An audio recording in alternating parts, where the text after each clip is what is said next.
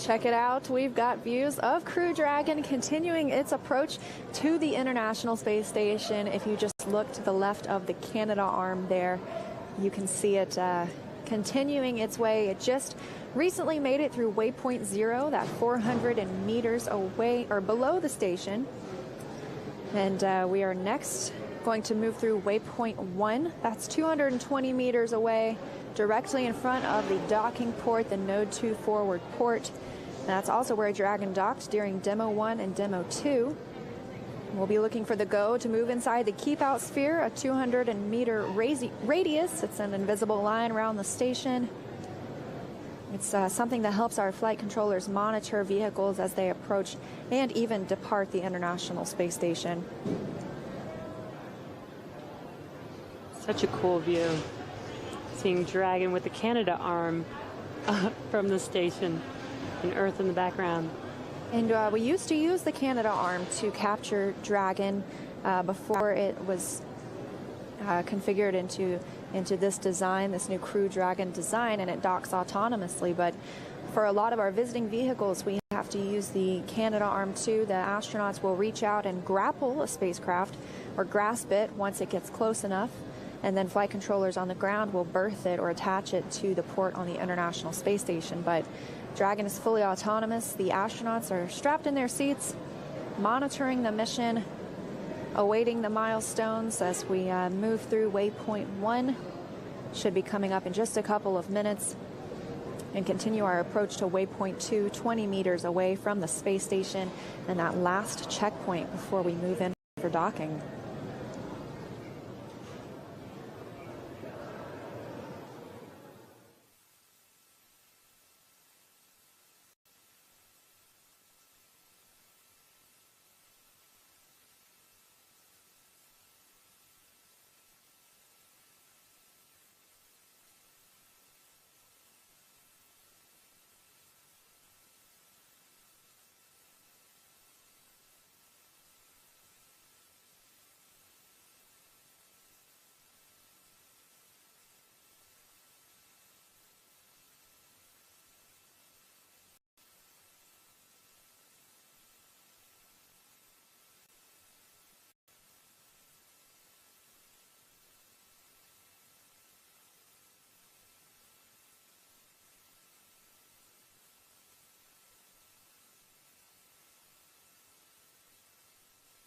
Houston Station on Space Ground 2. I'm in 1.104, Crew Dragon approach and retreat monitoring. Houston copies, and we were ready for that as well.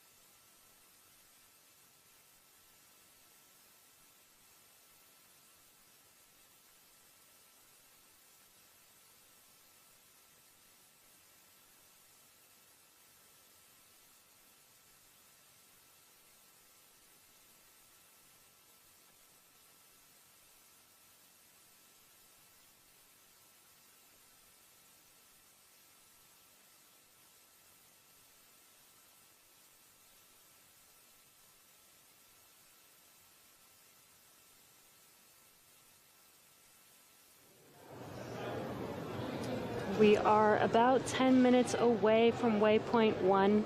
Again, that is where Dragon will swing up and out in front of the station.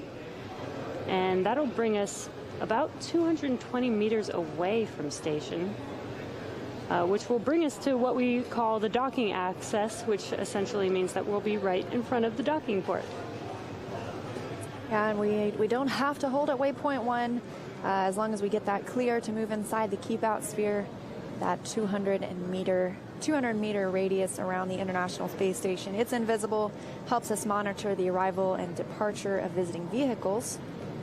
And this awesome view over the shoulder of our commander and pilot, Mike Hopkins and Victor Glover, just monitoring the mission. Dragon is flying autonomously. We We are about 300 meters away,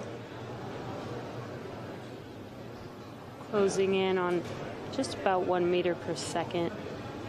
So just about 80 meters to go until waypoint 1. Amazing view of the International Space Station. That's from the cameras aboard Crew Dragon. Both getting a good look at each other.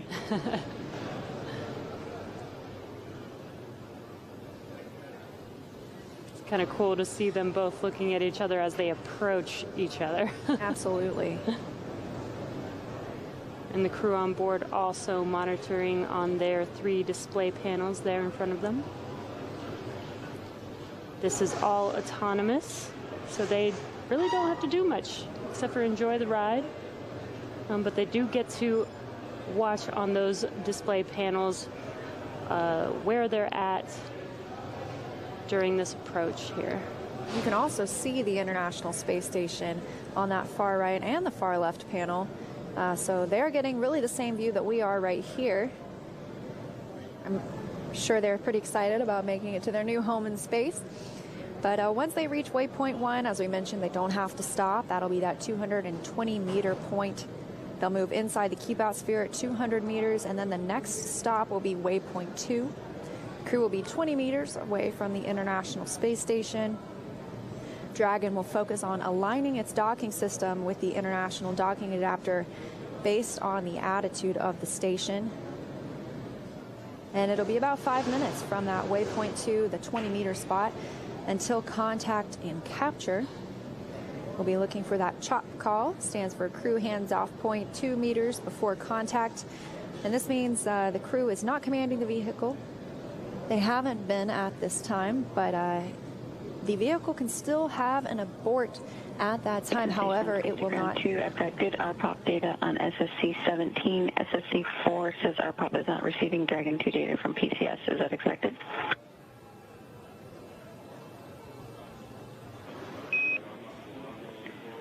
Copy that, Kate. And Kate, we can go ahead and fix that by cycling it from the ground, or you can perform that task on the SSC, whichever is your preference. I'll let you guys do that. Thanks. Copy. We're putting in work now. Astronaut Kate Rubins, who's on the International Space Station, currently the only American on the International Space Station. She is joined by her 2 Russian cosmonaut friends. That is Sergei Ryzhikov and Sergei Kutsverchkov. They'll be welcoming 4 new crew members to the orbiting laboratory, but she is monitoring the approach of Crew Dragon. She's also not commanding the approach, and as we mentioned, she won't be using the Canadarm2 to reach out and grapple the vehicle, but she was working to get some data, and the ground team is going to recycle that data for her, or restart that for her. As we were mentioning, we were discussing CHOP, the crew hands-off point. The vehicle knows if it should abort, so at that point the crew would not be commanding anything. However, everything's still looking healthy on Dragon and on the International Space Station.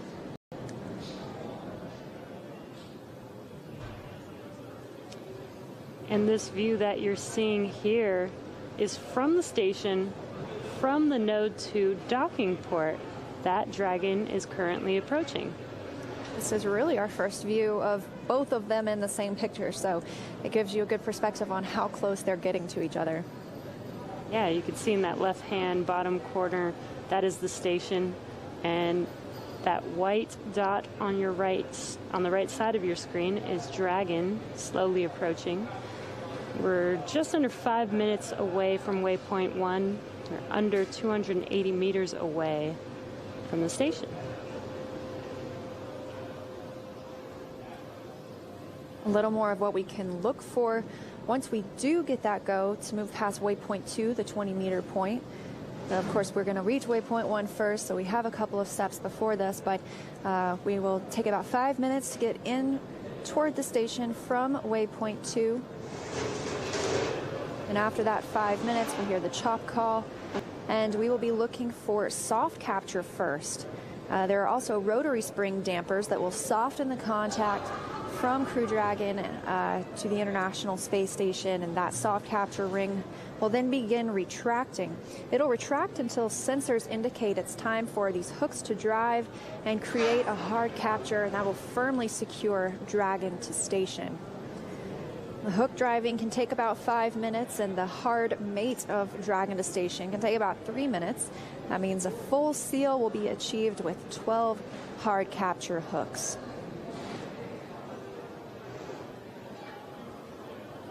So station on 2, I see good RPOP data on SSC4, thanks. Copy, Kate, thanks.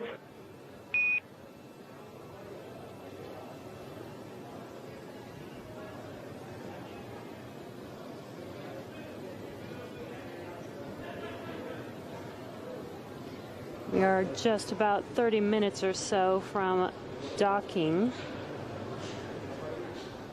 with currently Dragon approaching waypoint 1. Waypoint 1 is approximately 220 meters away from station. And you heard Kate Rubens, who is monitoring this mission and the arrival of Crew Dragon. She discussed, she used the term RPOP. That stands for Rendezvous and Proximity Ops Program. And so that is giving her insight into Dragon's position and how it's moving in toward the International Space Station. She'll have some work to do once Dragon arrives, but not until it gets there. But once Dragon arrives, the Node 2 hatch where they're docking is currently closed on the station side. Dragon SpaceX on the Big Loop, approach 1 and soft capture ring extension will begin shortly. Dragon will continue approach to waypoint 2.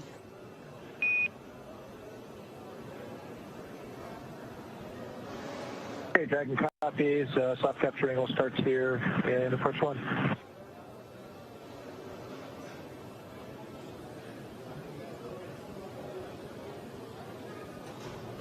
Crystal clear view of Dragon as they get the words that everything is still looking good with the systems, and they will be moving through waypoint 1 to waypoint 2, and that they can expect that soft capture ring we were discussing to extend, begin preparing them for docking.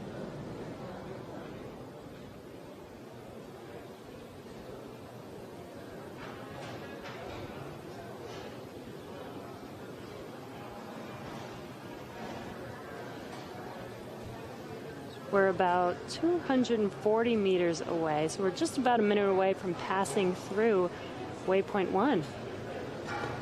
And we're so close that you can see the forward bulkhead thrusters on Dragon there. It's basically those 4 kind of circles that you see in the ring where the nose cone is opened on the top of Dragon there.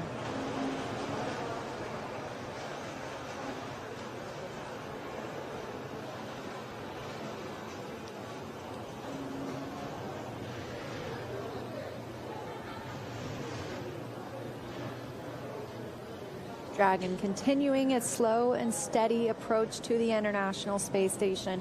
Every single maneuver very deliberate when we have 2 vehicles this close in space, about 226 meters away.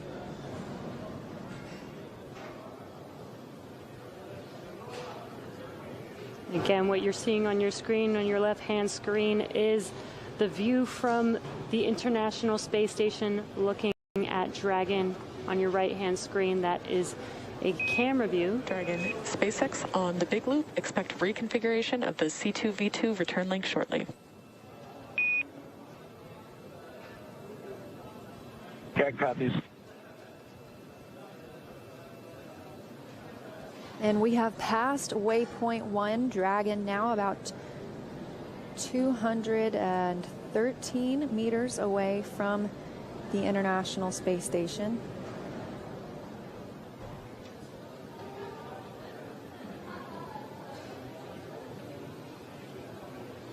We also just heard the core speaking with Crew Dragon to expect a reconfiguration of C2V2. That stands for Common Communications for Visiting Vehicles. It establishes bidirectional communications between Crew Dragon and the International Space Station.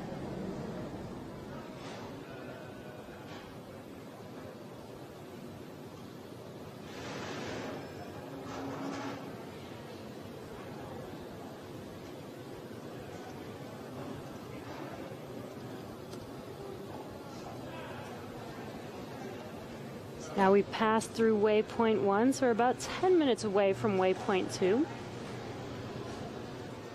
Once we approach waypoint 2, then we will do a go, no go poll for docking.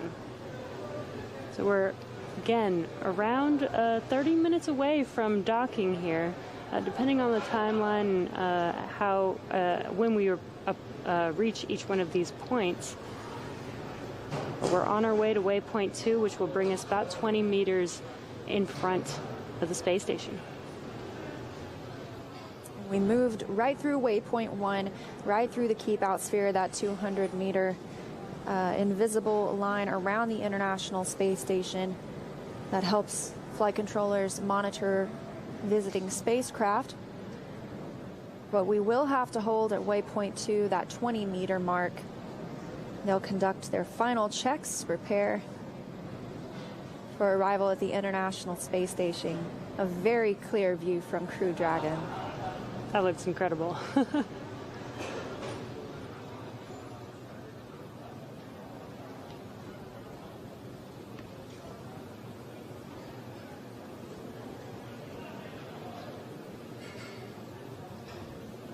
Again, this is a view looking at Dragon from station from the Node 2 forward port that Dragon will be docking to today.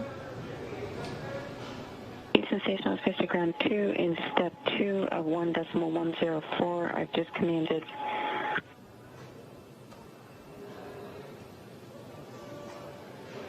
On RPOP, reference frame to destination docking port, and I see RPOP not receiving Dragon 2 data. Copy all, Kate, we're checking.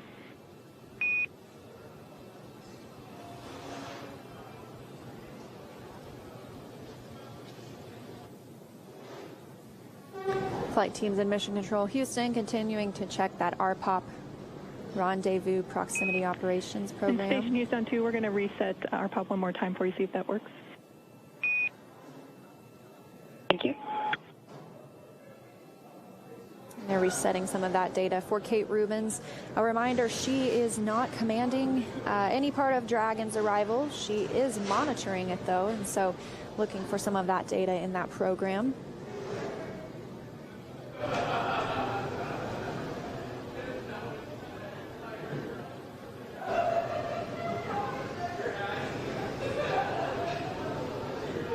Again, we are on our way to waypoint 2, which will be 20 meters away from the station. Once we reach waypoint 2, the vehicle will focus on aligning its docking system with the docking adapter, so preparing for docking, and there will be a go, no go poll prior to initiating that soft capture approach. Here's that same view we were looking at earlier, and you can see even how much closer Crew Dragon has gotten in just the short time since we last received it, having moved through waypoint 1 since that time period.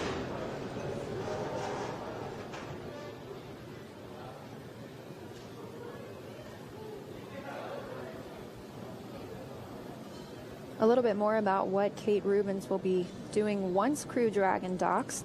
As we mentioned, the Node 2 hatch is closed during the docking, the station side Node 2 hatch. Kate Rubins will check for a leak and then open it for access to the pressurized mating adapter 2. She'll also manually pressurize the vestibule. That's the area between the A-Pass hatch, which is on the station side, and the Crew Dragon hatch. The A-Pass hatch is what is currently exposed to the vacuum of space.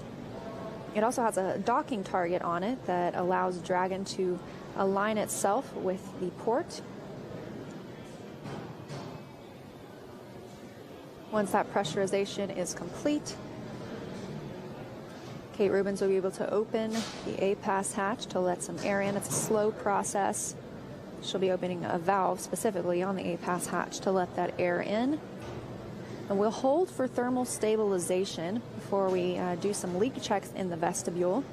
We want to make sure that there aren't any fluctuating temperatures that are giving us misleading signals on what the pressure is in the vestibule. We'll conduct the leak check for that space between those two hatches. In the meantime, the crew is doffing and drying and stowing their suits during that thermal stabilization and leak check. They're stowing their equipment. Kate will open the A-pass hatch and remove the docking target. And almost 2 hours post-docking, these checks are taking place during that time. We will look for Dragon's hatch to be opened. Dragon SpaceX on the big loop. C2V2 link reconfiguration is complete. The soft capture ring extension is also complete. We are planning to hold momentarily at waypoint 2. At that point, we will be asking for your input on lighting conditions and your go to proceed. Do remember that your visors are not required to be down until our final approach. Okay, Dragon copies all, and we'll be holding momentarily at waypoint 2, and we will give you a good lighting check at that point.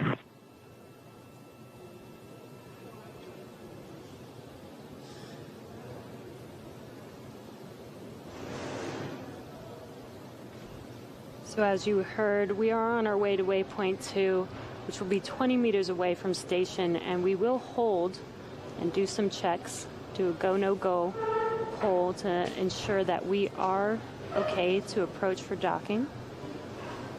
And we did hear confirmation that the soft capture ring is extended and ready for that docking.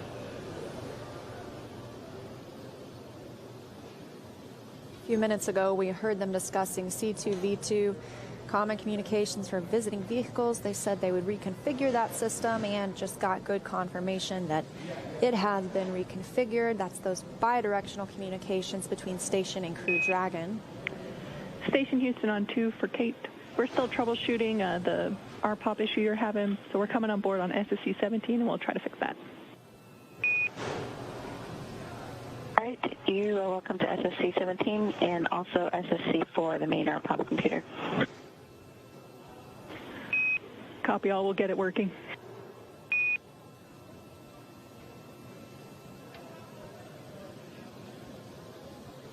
Mission Control Houston checking back in with Kate Rubens aboard the station, who is working to monitor Crew Dragon's arrival. As we mentioned, she is not commanding anything that Crew Dragon is doing, and neither are the crew themselves. This is completely autonomous, but she is trying to monitor some of that data, and so team members in Mission Control Houston are going to try and reconfigure the RPOP system, Rendezvous and Proximity Operations Program, from the ground.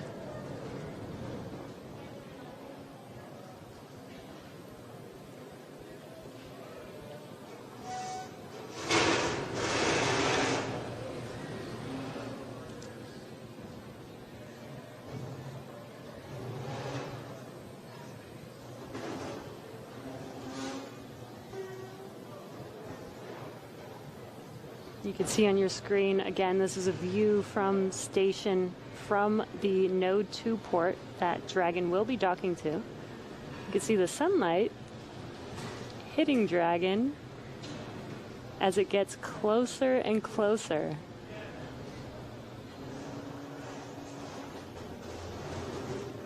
It's starting to get a little bit darker outside as well. That's because the International Space Station and Crew Dragon are approaching an orbital nighttime.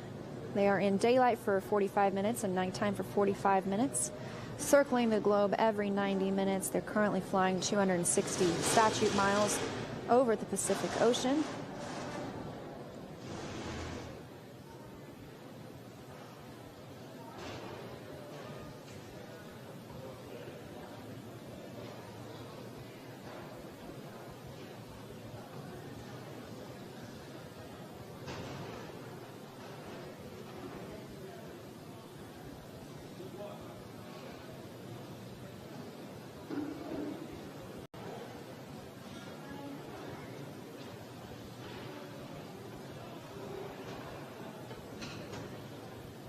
You're looking at a live view of Mission Control Hawthorne here at SpaceX headquarters in California. And if you noticed, we have lost video temporarily of Crew Dragon as it's approaching the International Space Station, but that's really no surprise to us. It's something called a TDRS handover, tracking data and relay satellite system. Teams on the ground are able to track when the space station and Crew Dragon will be moving in and out of these handover periods. And we expect to regain video communications with the space station very shortly. In the meantime, it continues. Crew Dragon continues its approach to waypoint 2. And we have those views back already. As you mentioned, Jesse, you can really see those 4 forward bulkhead thrusters the closer we get. Oh, wow, and you can really see the detail on the International Space Station with how close we are. We're approaching waypoint 2, which will be 20 meters in front of the station. That's why you could see it so close up in that last view.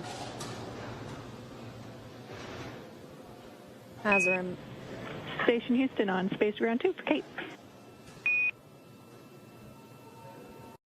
Again, 2. All right, Kate, SSC 17 is back up and running for you. We're working on 4 now. In addition, let us know when your review is complete and you are ready for docking.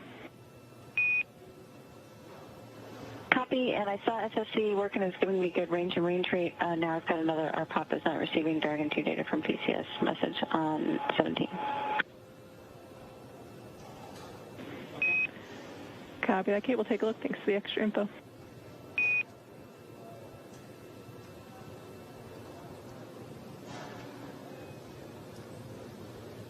And we've now reached waypoint 2, so we are holding this position. Going to do some and I do have a good Dragon docking system view on SSC 17 for the Dragon docking streaming monitor, and I have a good out the window view, so I am comfortable and my review is complete. Copy all. Thank you. Great news from Kate Rubens. She has the data she's looking for and a great view of Crew Dragon out the window as well. So she's given her go for them to depart waypoint 2 and move into the International Space Station. As a reminder, we moved directly through waypoint 1, which put us directly in front of the docking port. You can see it right here. That's the Node 2 forward port where Dragon docked during Demo 1 and Demo 2.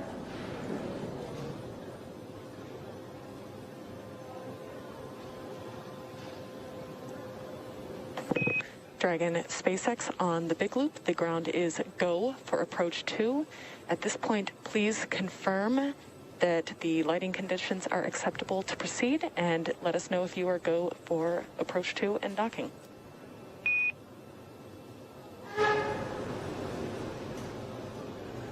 Okay, SpaceX, this is Dragon on the big loop. So the lighting is actually getting worse. We do have a view of the IDA, but we do not have a view of the docking target.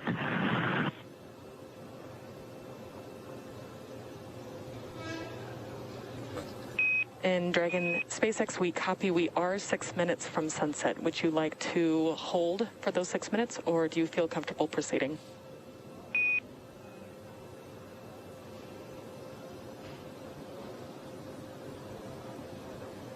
Bye.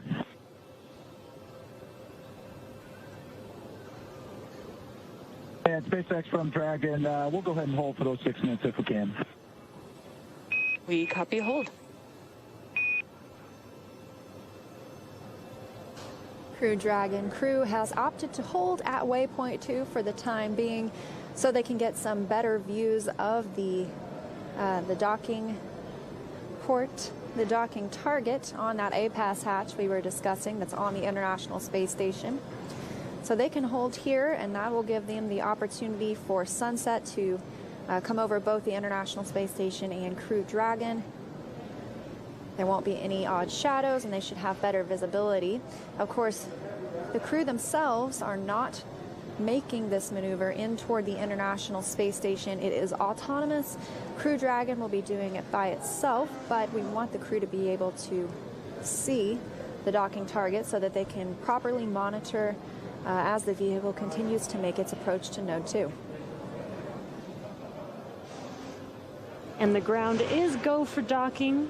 but we are just waiting for us to get a little bit more light so that Dragon can actually see where it is going to autonomously dock, see the target on node 2 as it approaches so it can make that soft capture accurately. We're in another one of those satellite handovers we just discussed as well. We should get video communications. Oh, right there. Coming back, and as we mentioned, Dragon is holding at waypoint 2. That's 20 meters away from the International Space Station. They are holding until we reach sunset, an orbital nighttime for the spacecraft. Once that happens, they will proceed in toward node 2. It should take about 5 minutes.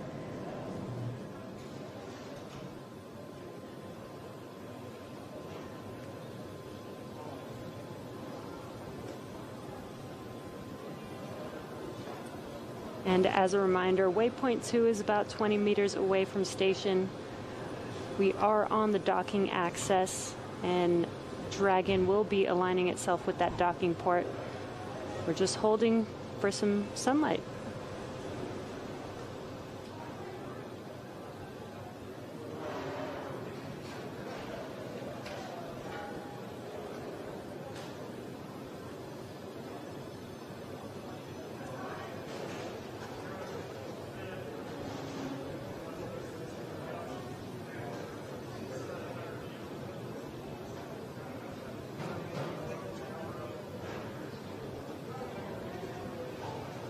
This hold continuing for another few minutes.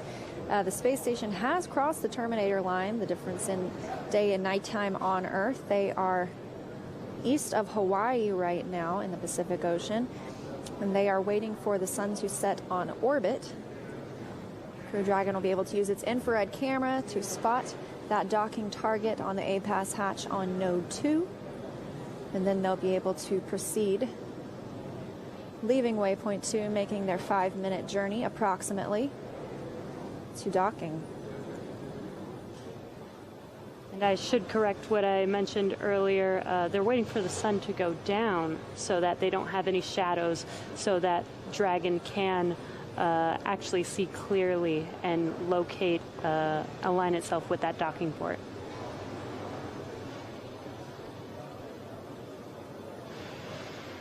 As a reminder, we had a confirmation that the soft capture ring extended. That'll be the first part of capture. The soft capture ring. There are also rotary spring dampers that will soften the contact once Dragon's soft capture ring comes in contact with the International Space Station, and then the ring will retract until sensors indicate it'll be time for hooks to drive. We're looking for 12 hooks, 2 different gangs of 6, to firmly secure Dragon to the International Space Station. That entire process from contact to hard capture can take about 13 minutes.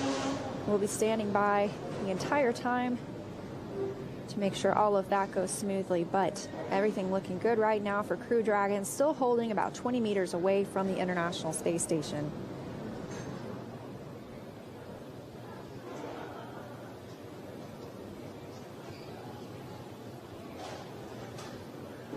And it looks like we might be about a minute away from sunset. So we should be hearing that call that they're ready to proceed. Again, there's no rush. And there's also no need for the crew to fly Dragon. This is all happening autonomously.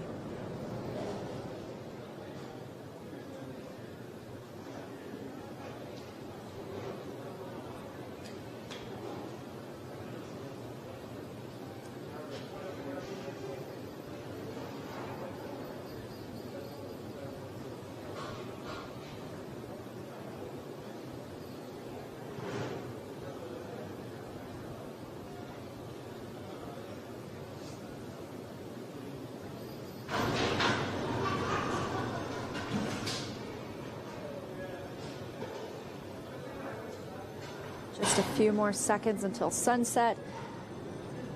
And you can see it did get quite a bit darker. And that flash on the Node 2 docking port coming from Crew Dragon.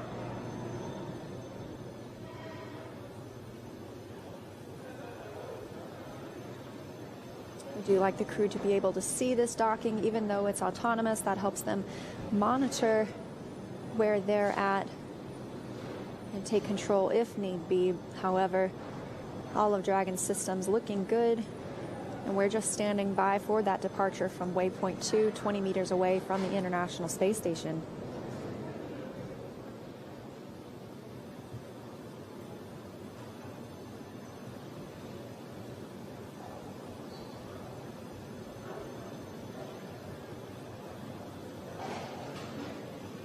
We are currently go on the ground for docking, but we are waiting for the crew to confirm if they are ready.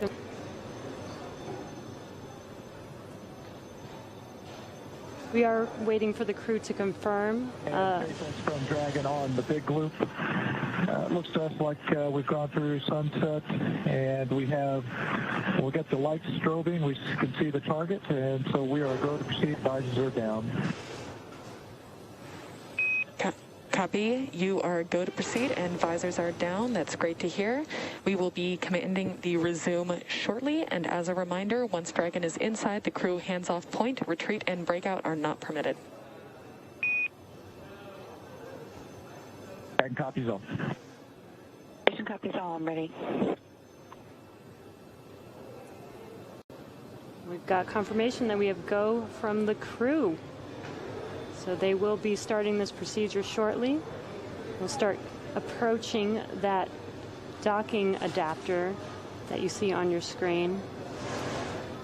Once we get close enough, we will do a soft capture, followed by the insertion of the pins for the hard capture. We also heard the Corps mention once that we reach the crew hands-off point, that's the chop call we'll hear. Retreat and breakout are not permitted. And that would be from the crew. The vehicle can still abort if necessary, but as we said, everything continuing to look good for Crew Dragon, ready to depart waypoint 2. And the final approach has begun. Crew Dragon moving in toward the International Docking Adapter on Node 2.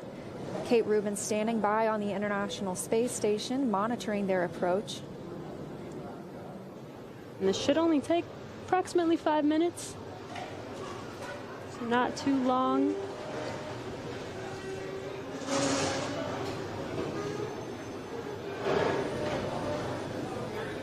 Their arrival at the International Space Station today will be coming about 27.5 hours since their liftoff last night at 7:27 p.m. Eastern Time from Kennedy Space Center in Florida aboard a Falcon 9 rocket.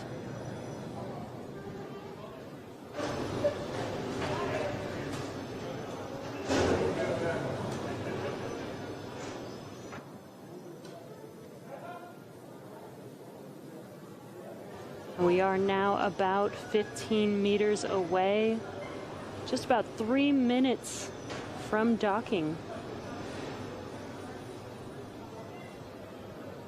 Very slow, deliberate, steady movements for Crew Dragon making its way to the International Space Station. We'll be looking for soft capture first, with the soft capture ring already extended.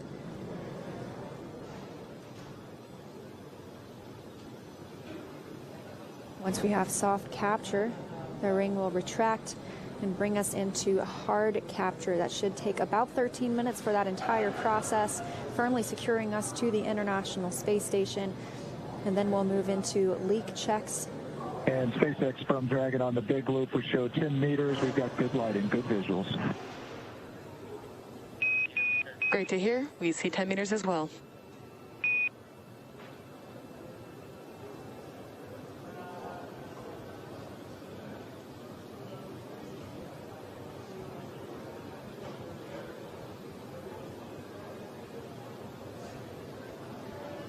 Even though it looks very slow right now, both Dragon and the International Space Station are traveling about 17,500 miles an hour over Earth right now, both about 262 statute miles over the planet.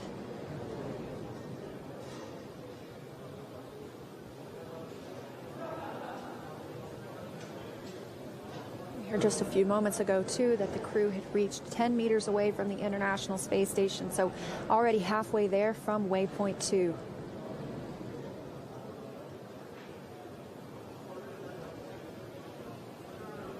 We're only about a little over a minute from docking.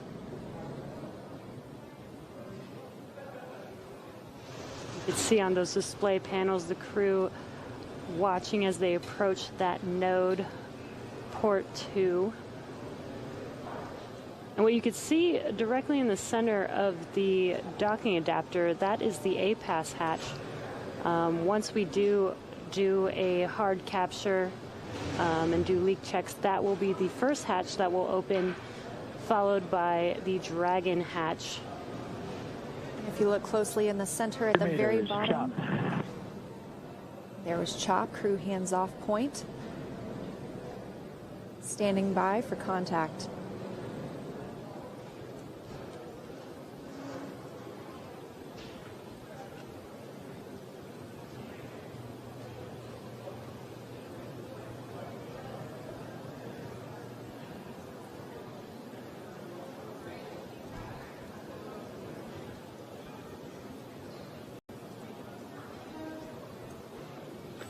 Dragon SpaceX, soft capture confirmed.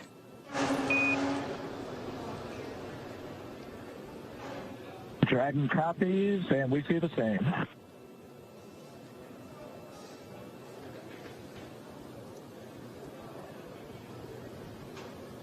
As you heard that call out, soft capture is now complete. Next will be hard capture. This is where the pins will insert themselves into that docking adapter and create a hard lock.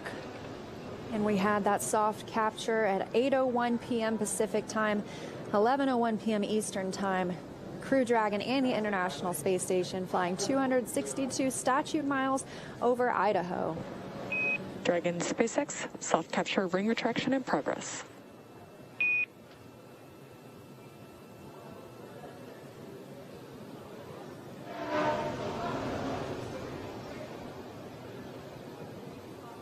That call confirming just what we're looking to hear. The soft capture ring is retracting. We're looking for sensors to indicate it'll be time for hooks to drive, create that firm hold on Crew Dragon. So this can take several minutes, maybe about 10 to 13 minutes. But slow and steady wins the race. Crew Dragon is now at the International Space Station.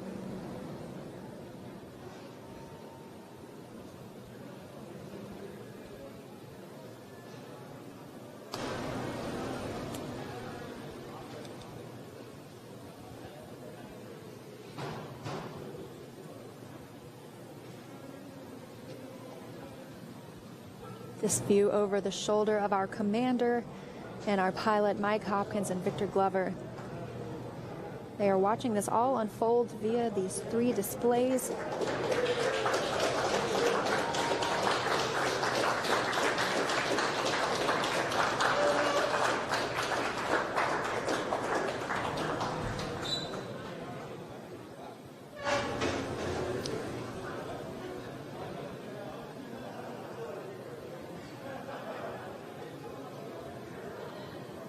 We've got some folks here watching as we confirm that soft capture there. Everybody's pretty excited. I'm getting really excited. I can't wait. They're almost done. This is the home stretch.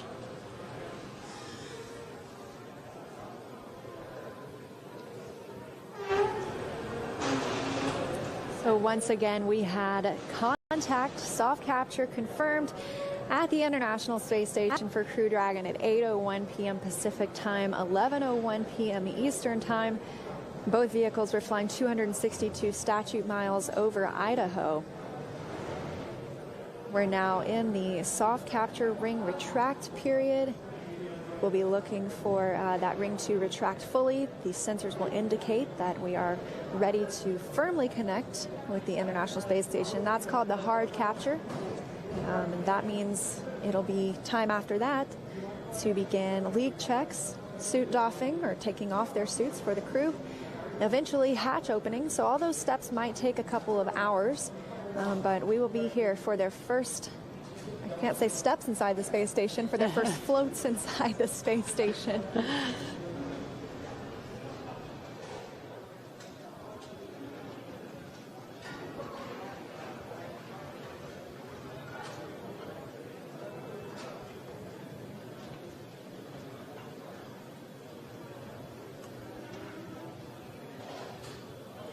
Houston Station, unlocking complete. Sensor 1 and 2 are off. OFS timer's been started.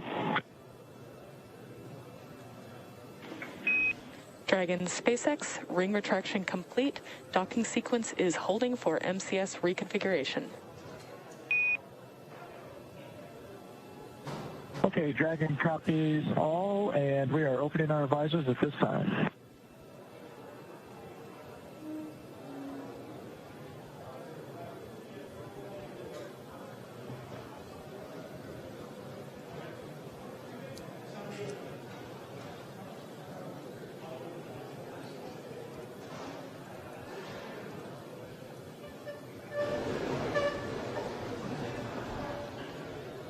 Heard the soft capture ring retract is complete. And MCS stands for Motion Control System. We are handing off from the Russian thrusters to the U.S. gyroscopes. The other voice you heard was that of NASA astronaut Kate Rubins, monitoring the arrival of her 4 new crewmates inside Crew Dragon. Everything's still going smoothly. We're currently awaiting that hard capture to be complete. As we mentioned, it can take about 10 minutes.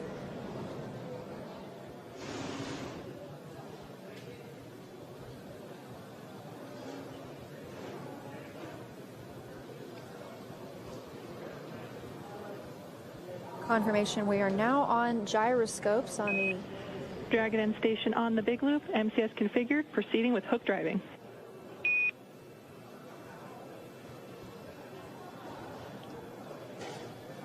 Yeah, Dragon copies. Good news. Copies, thanks. Good news indeed. MCS, the motion control system configuration is complete. We have now moved to those gyroscopes instead of Russian thrusters, meaning the hard capture sequence has begun.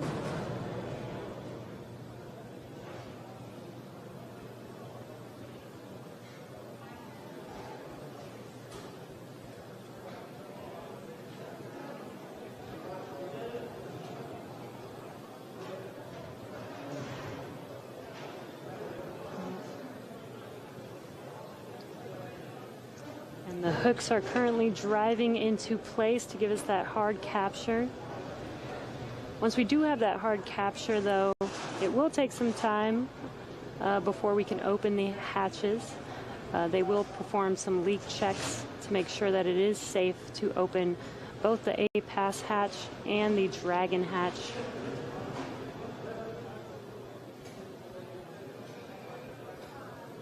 That could take up to about an hour after hard capture is complete.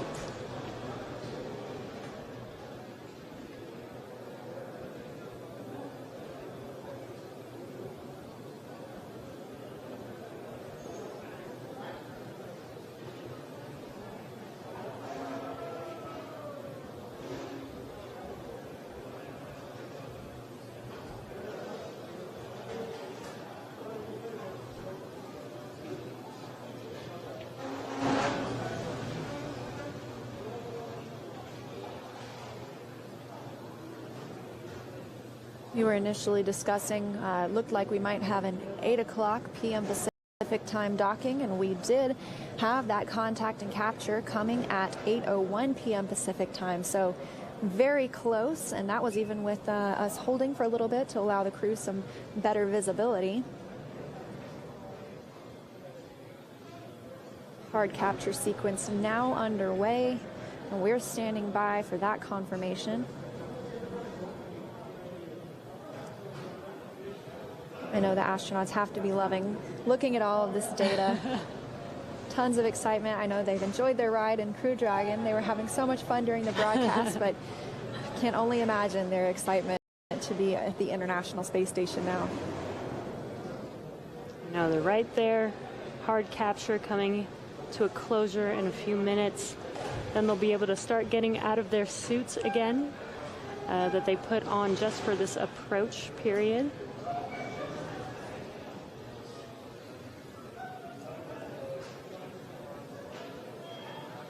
We've got confirmation that the first 6 hooks are complete and closed. On Space Ground 2, let me know if you're go for 1.403 monitoring tools tear down.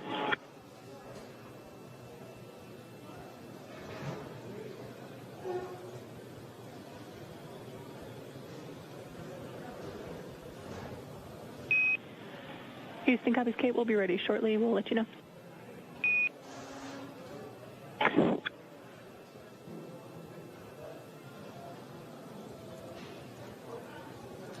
As I was mentioning, those first 6 hooks are now complete and closed. The next 6 are on their way to complete this hard capture.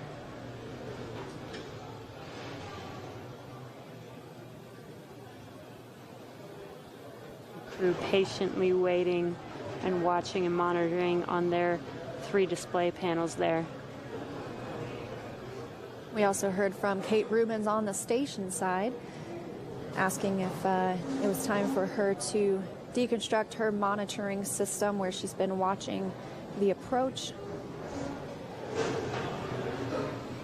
Ground teams will let her know whenever they're ready for that.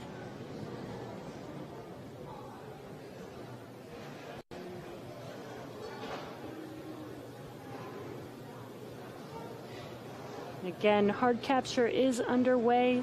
Once hard capture is complete, they will perform some leak checks prior to opening up the APAS hatch. Once the APAS hatch is open, they'll perform some more checks to make sure that it is okay to open the Dragon hatch. And in the meantime, Dragon SpaceX hard capture complete.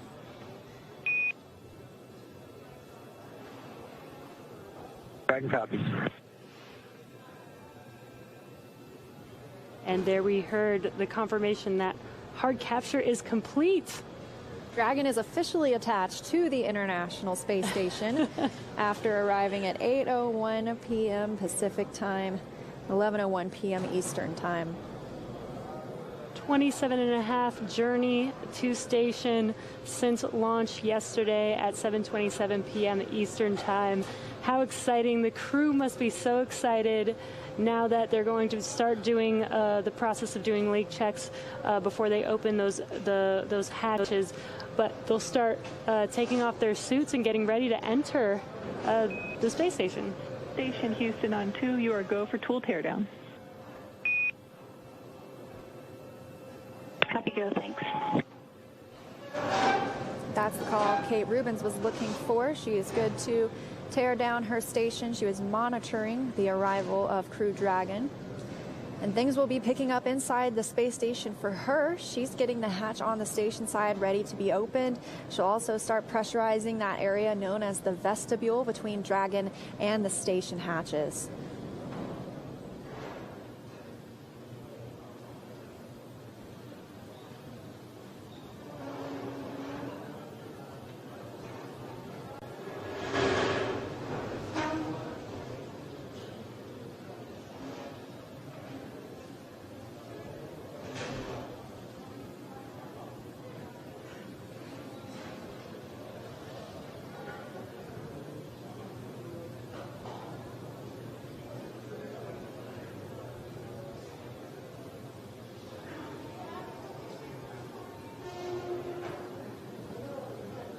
And we are waiting for the umbilicals to connect Crew Dragon to the International Space Station. This will allow Crew Dragon to use the space station's power, audio, and data connections.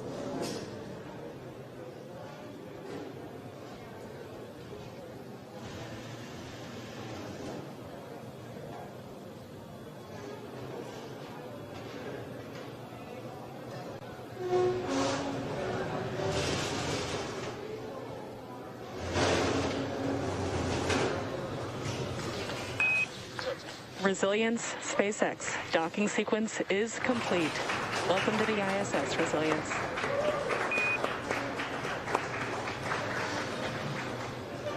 And SpaceX, this is Resilience. Excellent job right down the center. SpaceX and NASA, congratulations. This is a new era of operational flights to the International Space Station from the Florida coast.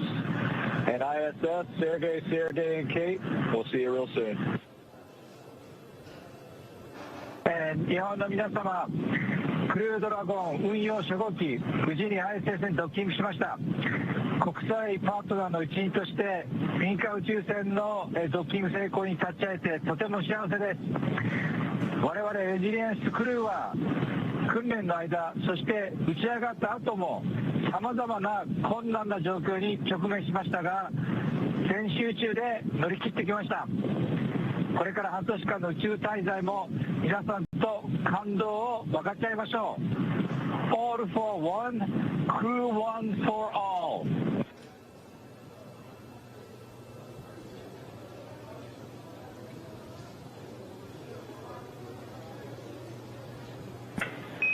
Resilience Station, welcome to the ISS. We can't wait to have you on board. Spectacular job, Resilience. On behalf of all the flight controllers around the world, welcome aboard as we embark on 7-person crew operations and more milestones ahead for the station. And with that, ground will be enabling hardline power and comm connection shortly. You are go to doff your suits per procedure 4.012. We will configure video to go external momentarily, and we'll let you know when it's ready.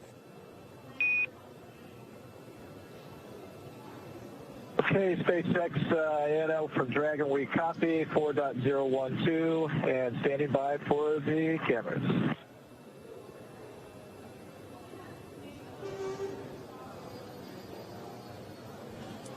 And Dragon SpaceX on the big loop, cameras are external.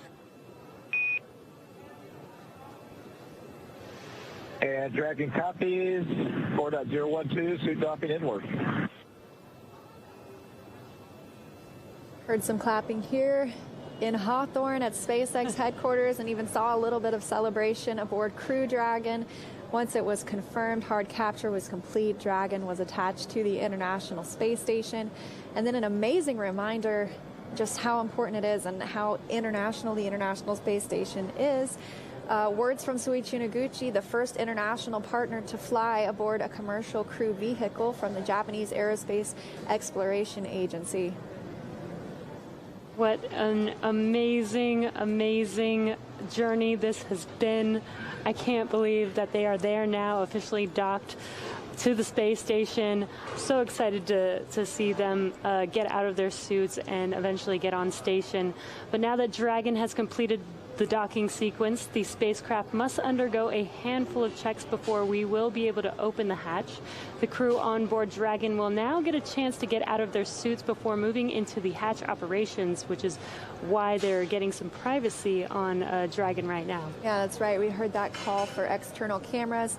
And as we also heard, Kate Rubins got the go to take down the station she was monitoring the Crew Dragon arrival from, and she is also getting things ready on the station side to welcome her new crewmates aboard.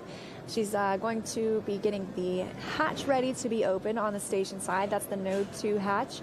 And then pressurizing that area known as the vestibule between Dragon and the station hatches. And the station hatch that we're looking at for that vestibule area is the A-Pass hatch. We had a great view of that as Crew Dragon was flying in. We also saw that little docking target for which Crew Dragon was able to align. And Kate Rubins will pressurize that hatch. We'll have a thermal stabilization period as well. And this means we will pause for a while as we begin to do leak checks. We want to make sure that there's no fluctuation in temperature that can make it look like there's a fluctuation in pressure. So we'll be pausing for about 30 minutes for that. And once it evens out, Kate Rubins will open up that hatch. She'll remove the docking target. And then it'll be a short matter of time before we see our Crew Dragon crew enter their new home aboard the International Space Station. Yes, very exciting. So let's go to Brandy Dean for a refresher on what's ahead now that Dragon is docked. Yeah, it's so great to see Dragon there docked on the end of the Harmony node and ready for the new joint expedition to begin. What better way to celebrate 20 years of continuous human presence in space than by adding a 7th crew member to the long-duration crew on board the space station, allowing them to do more work and more science. But before we do get to that, we do have to get them on the other side of the hatch, and that is what is ahead of us for tonight now at this point. That is still a little ways off because it does take a little bit of time to get all these hatches open. There's more than one, in fact. When Kate Rubens gets the go from the team here on the ground, she will be doing a short check of the pressurization inside the pressurized mating adapter. That is the tunnel that basically connects now the Harmony node to the Dragon. Assuming that looks good, and it should only take a minute or so, that will be opened, and then she can start the next step, which will take a little longer. The small area between the hatch on the space station and the Dragon has been exposed to the vacuum of space until now, so it needs to be filled with air, and that takes a little while. Kate Rubens will be working on that for the next hour and a half or so. But after that, we will be able to see all the crew members together for the first time, which we were really looking forward to. But we'll keep following along in the meantime. And for now, I'll pass it back to you guys in Hawthorne. Thanks. Thanks, Brandy. So exciting. We're getting very, very close. It's been such an amazing journey. Since launch yesterday at 7:27 p.m. Eastern Time. We watched them from the beginning, from them suiting up, making their way to the pad, riding the fixed service structure, ingressing on Dragon, getting into their seats, getting strapped in, liftoff at 7:27 p.m. Eastern Time with a safe ride from Falcon. Separating Dragon into orbit. It's an absolutely amazing journey there. That's the only word I can think of right now. And right. 27 and a half hours later, it almost doesn't even feel like that long. So I hope that they've had a good ride in Dragon. It was amazing to see Crew Dragon earlier, that they were able to take us inside, give us a little bit of a tour, and then it had those 5 major burns. You know, we had one last night. The crew got some sleep. And we had the rest today. We also added in a few additional maneuvers in there, or I should say the Dragon computer added those maneuvers in there just to keep us on the right trajectory, and obviously it did a great job. Crew Dragon arrived at the International Space Station at 8:01 p.m. Pacific Time, 11:01 p.m. Eastern Time. And this view coming from inside the International Space Station, looking at the Node 2 hatch, this is what Kate Rubens will open shortly and then begin pressurizing the vestibule, that area between those 2 hatches that Brandy Dean was telling us about. This is so exciting. It's been a long journey, but so worth it. They made it to the station safely. Can't wait for them to get through these next few processes, do the leak checks, and make sure everything is safe to open those hatches. And then watch as the crew members, the Crew 1 crew members, board the International Space Station.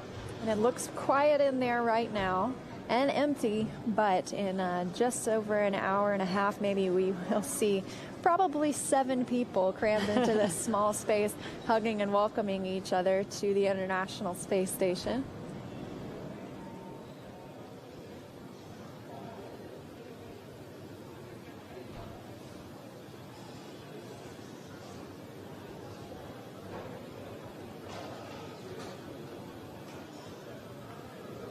We're keeping an eye on Crew Dragon and on the International Space Station as they continue these checks. Crew Dragon crew members will begin doffing their suits here soon. Kate Rubens will get to work on the station side, opening this hatch, conducting leak checks, pressurizing the vestibule, and eventually welcoming our crew members on board. We will have a welcome ceremony, so stay tuned with us. We will stay live. Yes, and we will definitely stay live as we move through all of these checks. We'll keep you updated as they progress, and you'll get to watch the crew members float through making their home on the International Space Station for the next 6 months.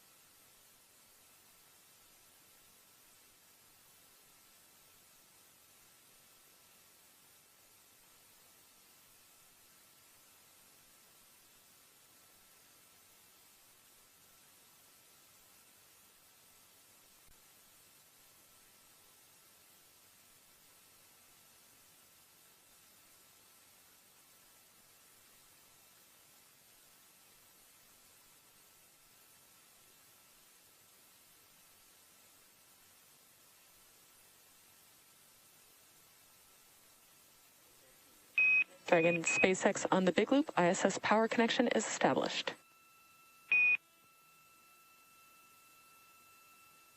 Dragon copies. Good news.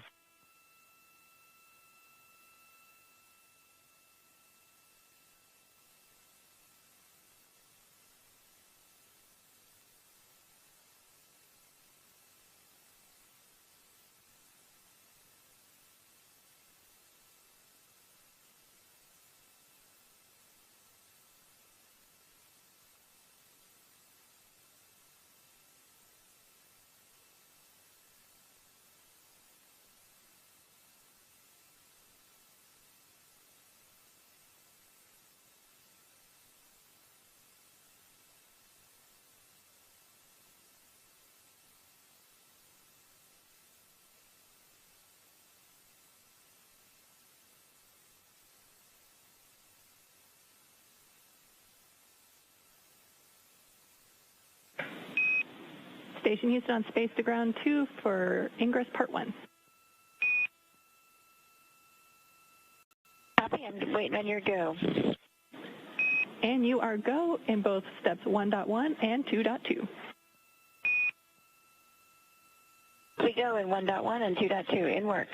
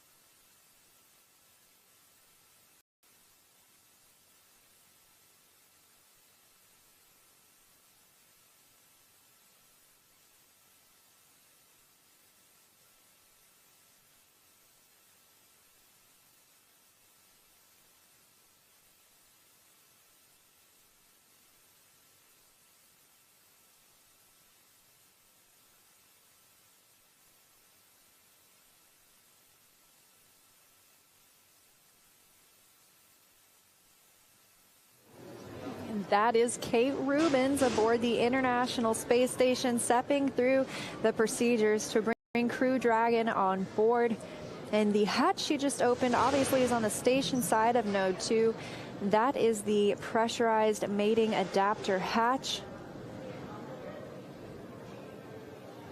She's got several more steps on her side to go. Meanwhile, the crew aboard Crew Dragon will be doffing their suits or taking them off, drying and stowing them. They'll also be stowing any of the equipment that they used.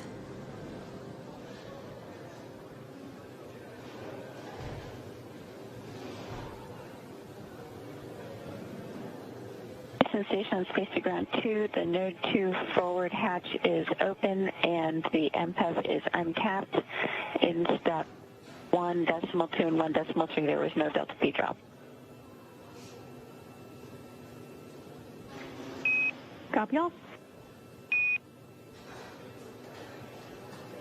And that was Kate just confirming that that hatch is now open. And she is speaking with the Capcom in Mission Control Houston. The Capcom stands for Capsule Communicator. That's a term from back in the days when we were just flying capsules. And then, of course, we moved to the Space Shuttle program, not necessarily a capsule. And here we are in a capsule again.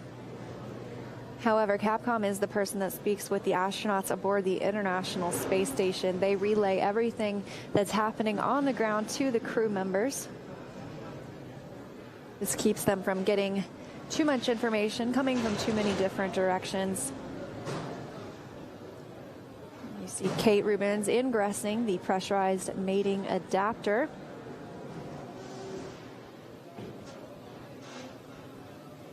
She'll also need to conduct, she'll need to pressurize the vestibule. That's the next hatch. That's the space between Crew Dragon and the International Space Station, that vestibule area. And the APAS hatch was what was exposed to the vacuum of space prior to Crew Dragon's arrival, so we want to make that the same pressure as what's inside Crew Dragon and the space station.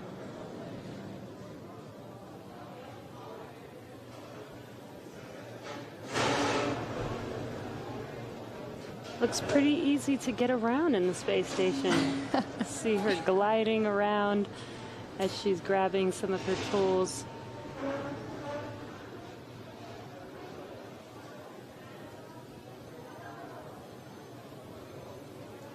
Kate will begin opening a valve on the APAS hatch to slowly let air in, pausing along the way. And we'll also do a thermal stabilization, making sure that the temperature isn't changing in that vestibule area, giving us signals that are changing when it comes to the pressure we want to see inside. So we'll end up pausing for about 30 minutes to make sure that is leveled out. Eventually, Kate Rubins will open up the APAS hatch, remove the docking target that we saw as Crew Dragon was flying in. That's what the vehicle uses to align with the International Space Station. She will stow that docking target, and then it'll be time for our crew aboard Crew Dragon to ingress the space station. What a cool view we are getting here from the space station, looking out at Dragon attached to that Node 2 port. It's also a good view of the trunk of Dragon, and you can see those solar arrays, or they're not really arrays, they're solar cells, and they're wrapped around the body of Dragon. That's the station on Space to Ground 2 in step 2.4 at 0438. APAS equalization valve was closed after 75 seconds of open.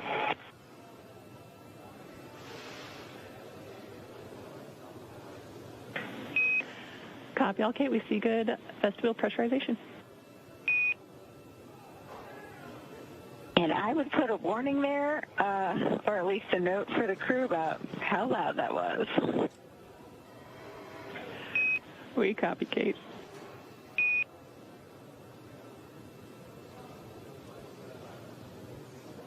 Didn't sound like like that in training in Houston.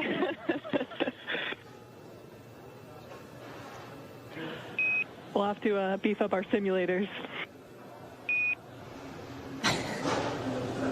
Yeah, suck some air out of the room. Half of Dragon on the trunk, that's the black section. It's allowed Dragon to gather energy from the sun on its journey to the International Space Station. Meanwhile, on the bottom half of the trunk, the white side is a thermal radiator. It can help keep Dragon cool. However, Crew Dragon, now being attached to the International Space Station, is running on space station power rather than any power of its own.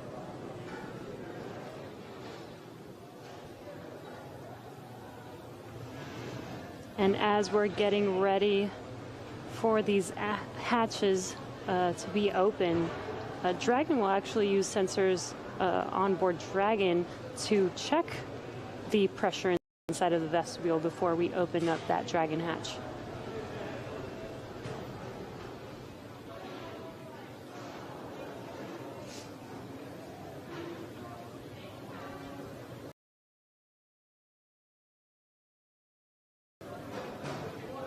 This all comes again after Crew Dragon's contact with the International Space Station happening tonight at 8:01 p.m. Pacific time. Dragon Houston on Space to Ground 2. We will be transitioning audio, so you will be down comm for just a few minutes.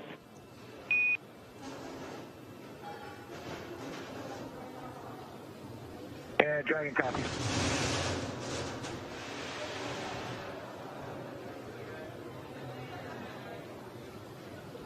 And the Houston team letting Crew Dragon crew know they're reconfiguring to different audio configurations, and they'll regain communications with them shortly. As we saw earlier, the crew asked that the cameras inside be made external so we wouldn't get any interior views of Crew Dragon. That's because they will be doffing their suits, getting back into those comfortable clothes, preparing to ingress or enter the International Space Station once all of this pressurization of the vestibule and leak checks are complete. And SpaceX, this is Dragon on Dragon to ground. We still got you.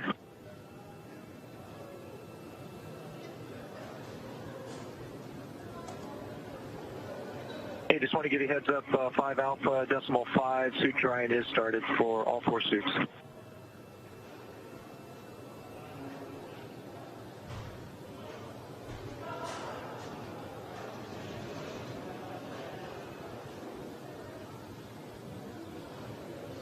Okay, copy that. 4 decimal 400, 1 through 3, and more. So it sounds like the crew is out of their suits now, and they are now drying those suits.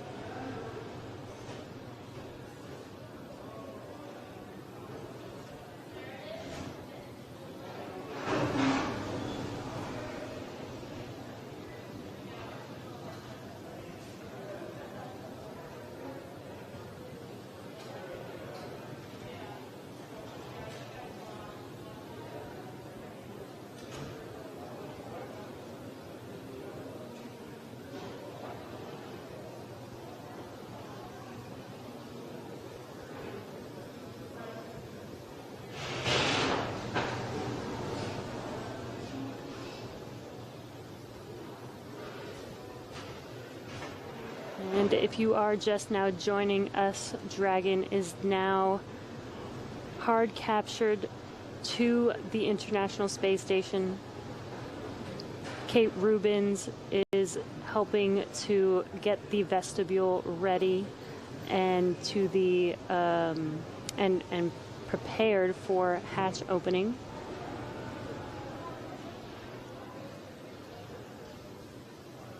We also saw Kate Rubins getting that ready on the station side. She's already opened the pressurized mating adapter hatch. That's the hatch on the station side of Node 2. And what you could see on your screen is Mission Control here in Hawthorne, California. They are getting together. They just got together for a group photo in celebration of this amazing Crew 1 mission. A lot of hard work put into this mission. So definitely want to capture that moment. Absolutely.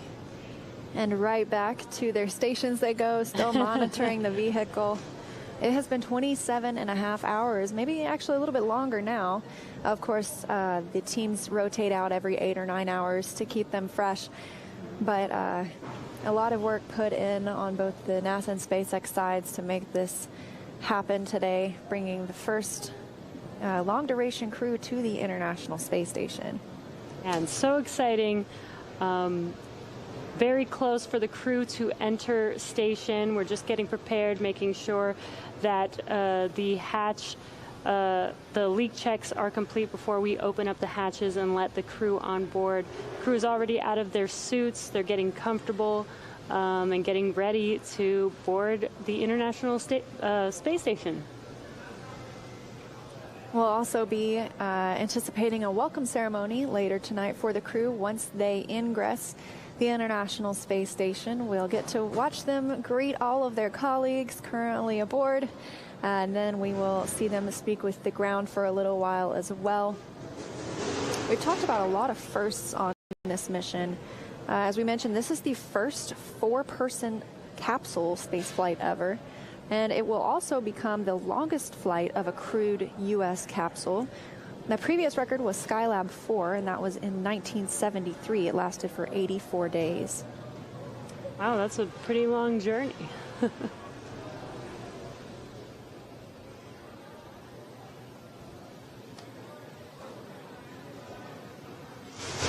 Right now on your screen, if you're just now joining us, you are looking at a live view of Dragon docked to the International Space Station. The crew still inside Dragon, preparing for hatch opening. They're out of their suits now, getting into some more comfortable clothes. Their suits are currently drying. And depending on how long these processes take for the leak checks and pressurization of the vestibule, the crew will be boarding shortly, and we'll be having a welcome ceremony. Yeah, and this all comes after soft capture of the Crew Dragon vehicle happened at 8:01 p.m. Pacific time tonight, 11:01 p.m. Eastern time. Crew Dragon and the International Space Station flying 262 statute miles over Idaho.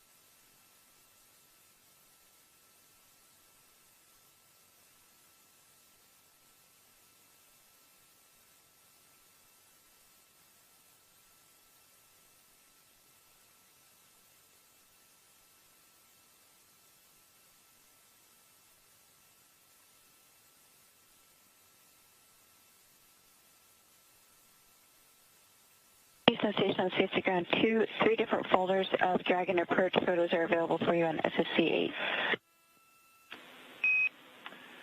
Copy. Okay, we'll take a look at SSC 8. Look forward to looking at those photos. I think there's some pretty nice ones there. You guys are going to like it.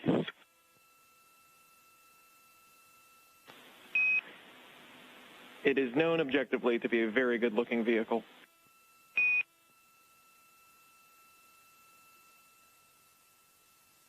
Absolutely concur.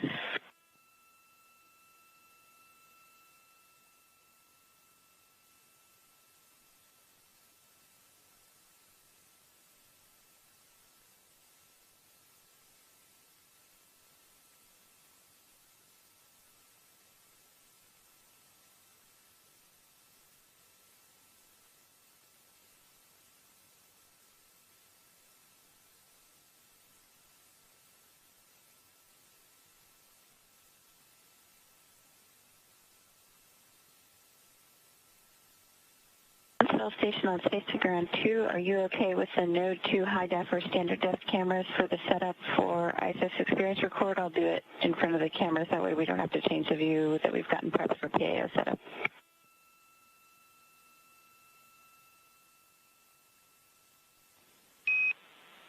And we're checking. Stand by.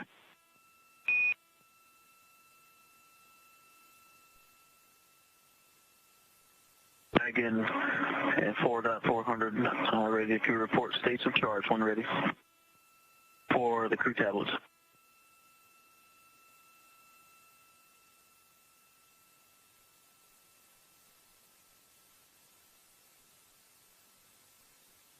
Okay, SpaceX tablet states of charge. Commander 42, MS1 45, MS2 Tree 9er, and PLT 69%.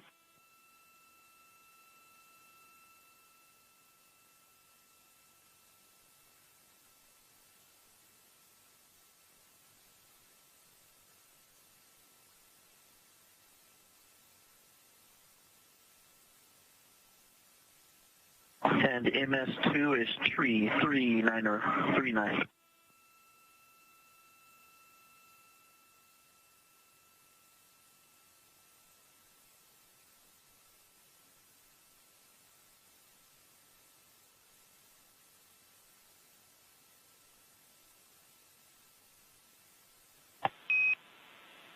Station Huntsville on Space to Ground 2 for Kate and video.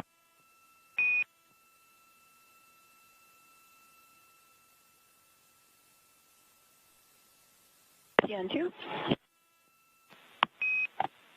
Good morning, Kate. We think that's a good view for now. We may need you to make some adjustments once you get into the activity.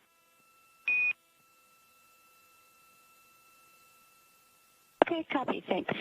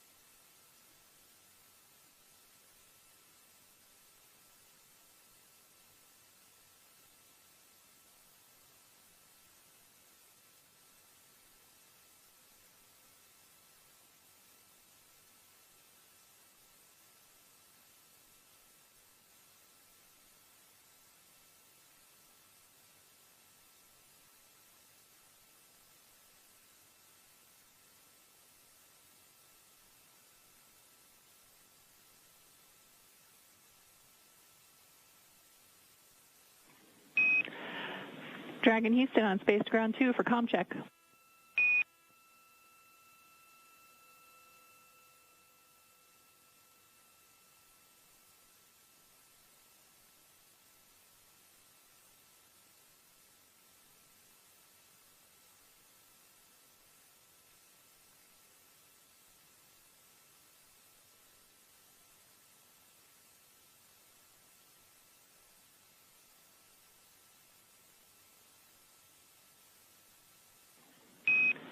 Dragon Houston on the big loop for comm check.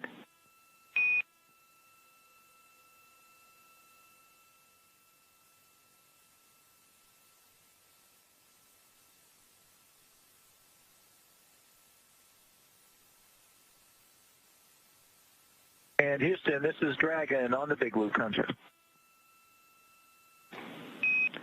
We have you loud and clear.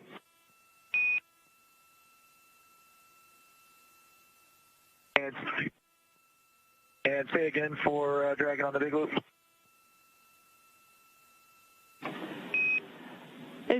Houston, we were just giving you a comm check. We have you loud and clear. Okay, we have you loud and clear as well.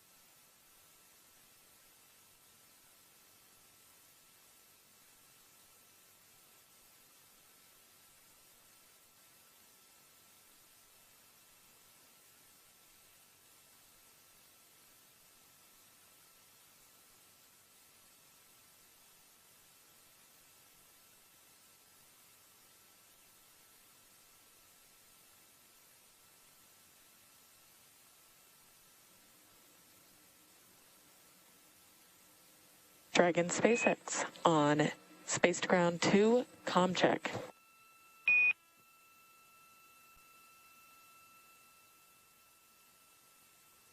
And SpaceX, this is Dragon on Space to Ground 2. We have you loud and clear. Excellent. Excellent. I have you the same. And do we have your permission to come back on board with video? Negative at this time. We are still doing some configuration inside. Totally fine. Sounds good. Thanks. Yeah, no problem. And just to let you know as well, we are not hearing any echoes on board at this time.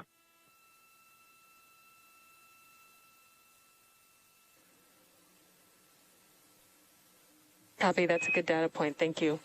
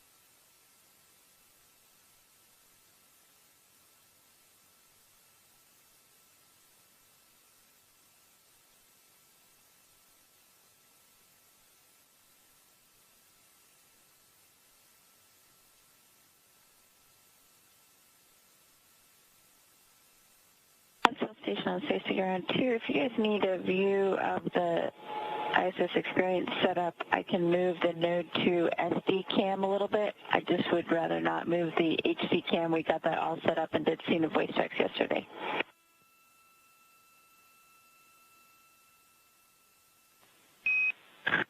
And we copy, Kate. Stand by. I think we're going to have an input for you.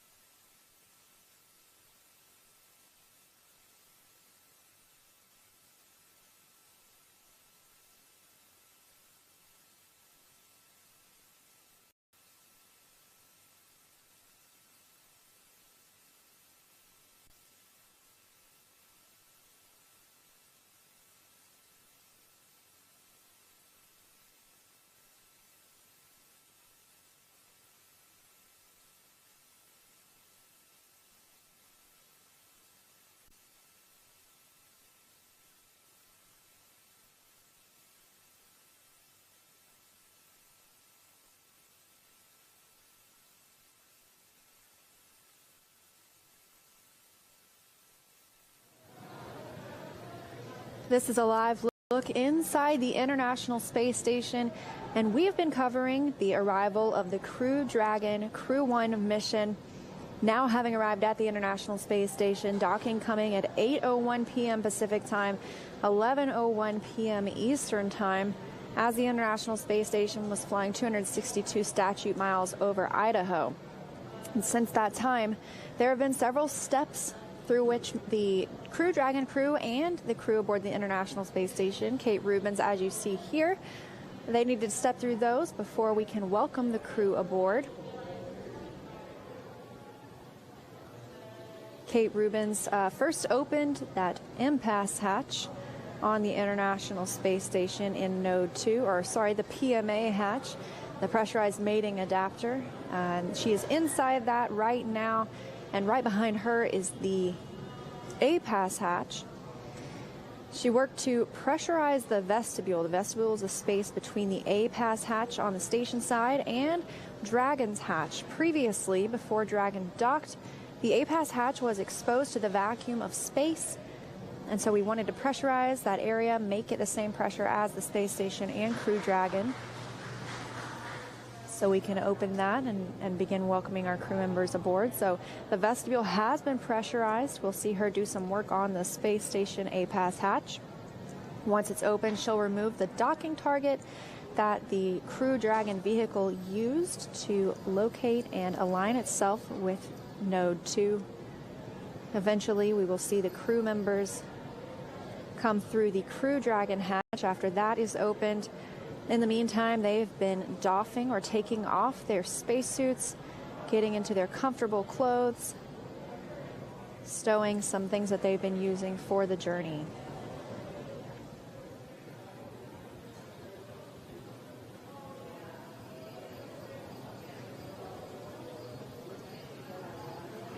With the pressurization of the vestibule, we do a thermal stabilization check, meaning we hold for about 30 minutes to make sure temperatures aren't fluctuating in the vestibule area, which could give us misleading data, leading us to believe that the pressure itself is changing, but it sounds like everything has been holding steady. We're one step closer to being able to welcome the crew members aboard the International Space Station.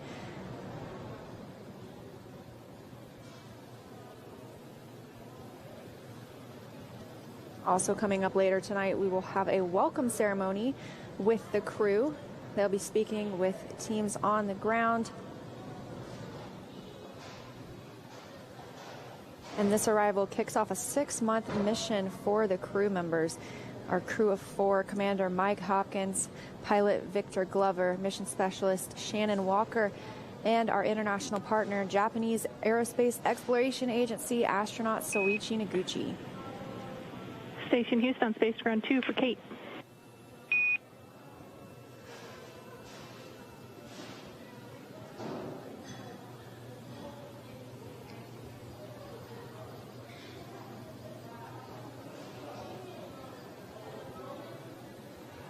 Hey, with you on 2. Okay, while we are troubleshooting the ISS experience here on the ground, you are go for Dragon Ingress Part 2. That's excellent. I just opened it.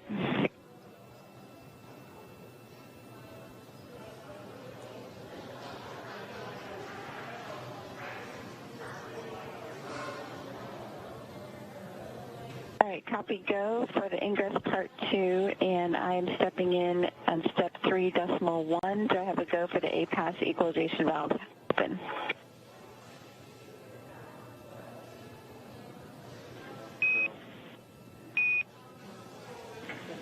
And that's correct, Kate, your go. Go, thanks. Heard Kate Rubins speaking with the Capcom in Mission Control Houston, discussing troubleshooting the ISS experience. That is a payload allowing them to record what's happening aboard the International Space Station. Obviously, we have these views here, but that is a special payload. So they were just working on getting those views up.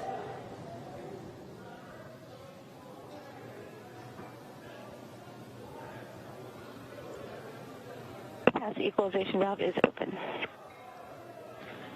Use copy.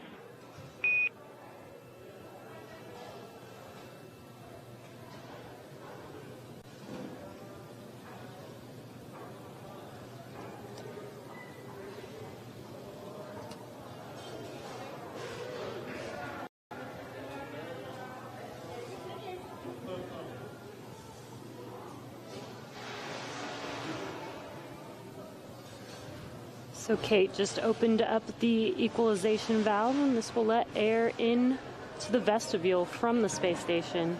We'll be monitoring. Don't wait for your go in step 3.2 since you've got better insight. And we are equalized. You are go. We go.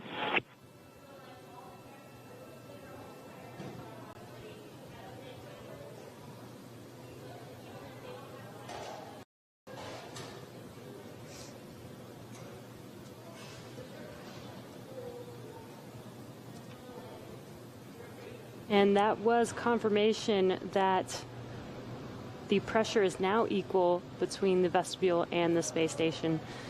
So we're getting very, very close to this hatch opening, step by step, but almost there.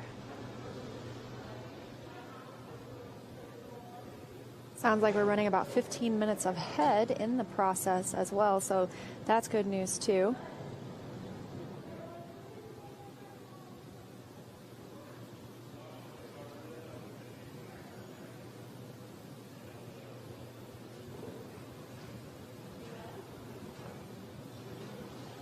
Coming up on about,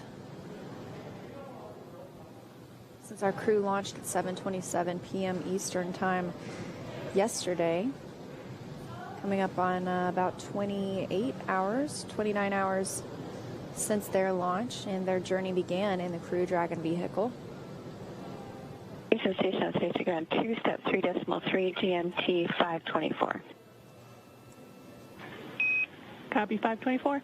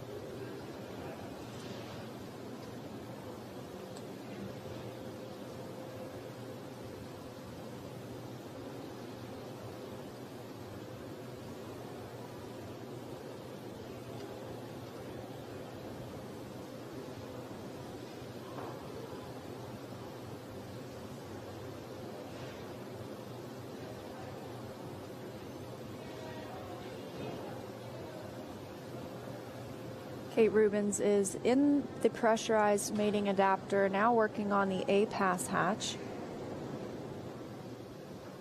She is installing a tool on the hatch that's used to open it. As we heard earlier, the pressure is equal, or the space between the A-pass hatch and the Crew Dragon hatch is pressurized.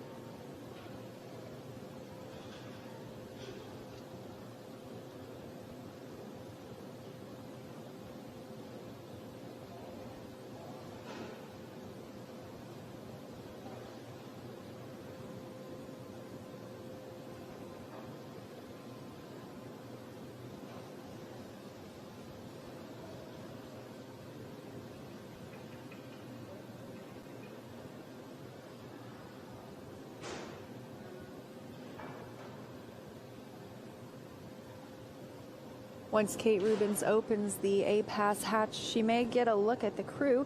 There is a small window on the forward hatch of Dragon underneath the nose cone. During DM2, I believe we got a peek at Bob Benken and Doug Hurley inside Crew Dragon after it had docked through that very window. Meanwhile, Kate Rubins taking some pictures to share with the ground later. These are still very new operations for the International Space Station, and so gathering this data and relaying it to the ground helps inform future spaceflight.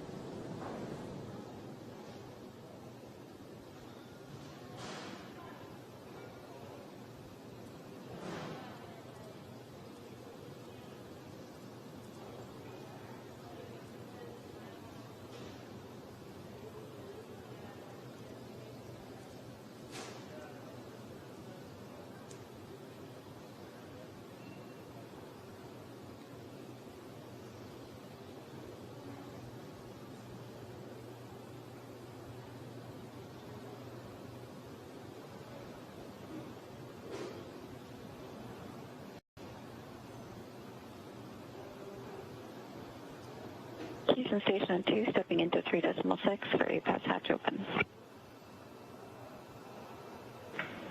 Copy all.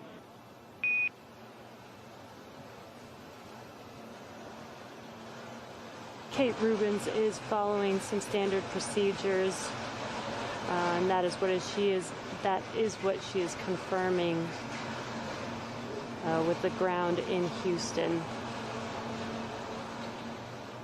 And even those photos are a part of those standard procedures.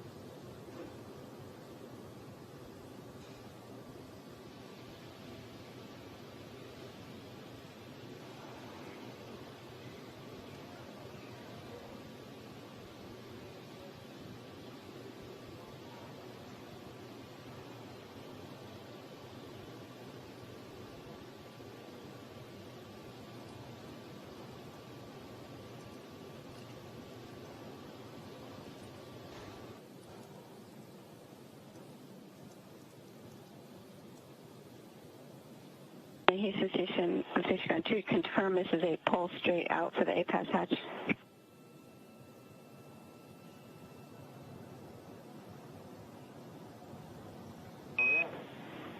You are correct, Kate, and it usually does take a bit of a pull.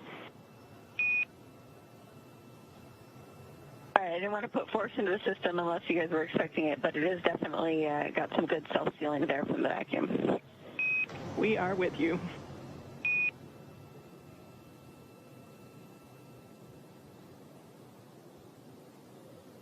Kate Rubins now preparing to open that A-Pass hatch, making sure what she's experiencing is nominal. The ground confirms it may be a little tough to open up that hatch. This is the whole call Houston and check before you deadlift it up. It's open. Copy all.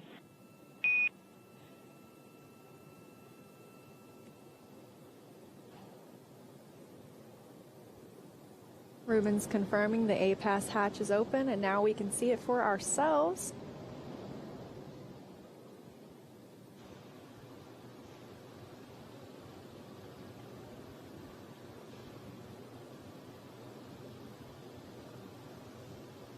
Taking a look inside with the flashlight. She will also remove that docking target that Crew Dragon used to align itself with Node 2 when making its approach earlier today.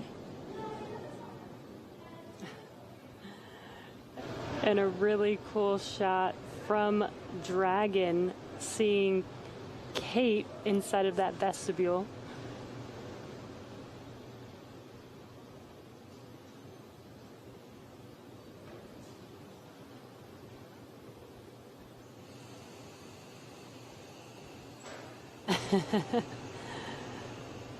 Kate saying hi to the world.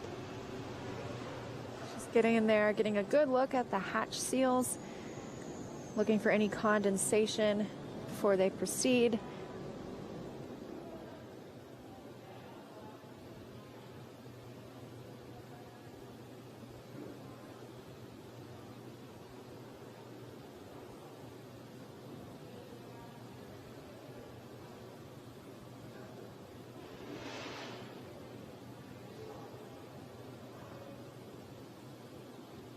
Houston Station on Space to Ground 2 in step 4.1. The APAS hatch is open, and the pressure, the IDA vestibule does not have any condensation upon inspection.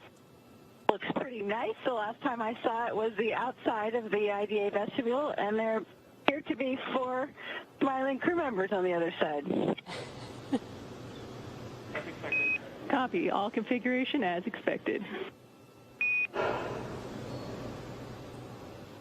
And as Liam mentioned, she was able to get a glimpse inside of Dragon at the 4 crew members waiting to board the International Space Station.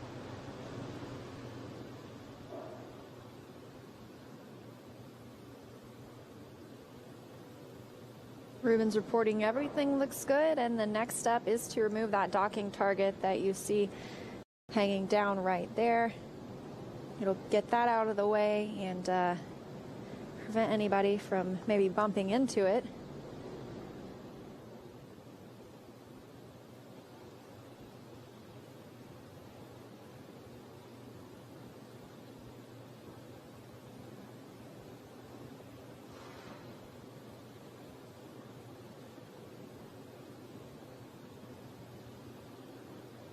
Once she's stowed that docking target, we'll get ready for Dragon hatch equalization. That'll equalize the pressure between Dragon and the station, and then the moment we've been waiting for, we will open the Crew Dragon hatch, welcome those 4 crew members to their new home for the next 6 months.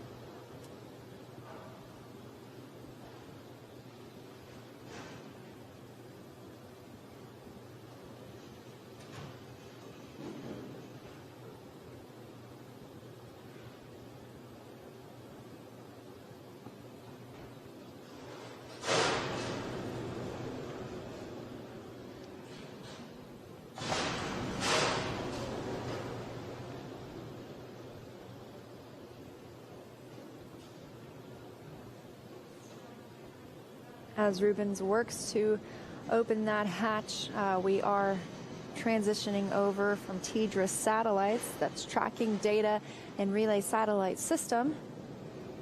The International Space Station goes through these handovers periodically. They are tracked by the ground, and we should regain video communications with them shortly.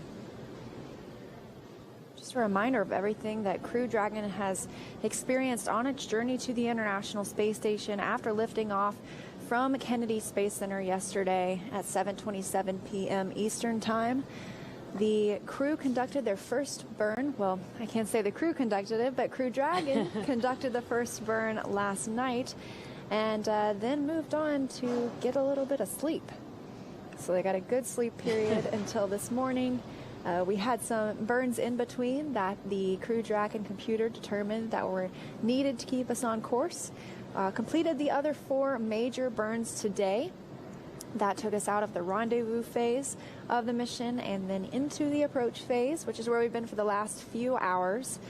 We completed the approach initiation burn, approach out of plane burn, and the approach initiation mid-course maneuver, and all of these lined us up exactly where we needed to be. And that led us into finally approaching for docking, doing a soft capture, followed by a hard capture with those 12 hooks. Hooks attaching to the International Space Station, and then finally arriving at the space station and completing docking. And right now, Kate is helping with getting the hatch ready, almost ready for hatch open for Dragon. She was able to get a peek inside through the window at the on the hatch of the crew members on board, and shortly we'll see them ingress the space station. Absolutely, and it's been about 27 and a half hours of free flight time, well, I should say since liftoff. So it has been quite a journey for our crew members. I know they must be excited to have arrived to the space station, and the entire journey was autonomous. For the snack bags, there are the decent snack bags still remaining for decent. We only consume the ascent snack bags. Copy. That is a great confirmation. Thanks so much. That's all I needed.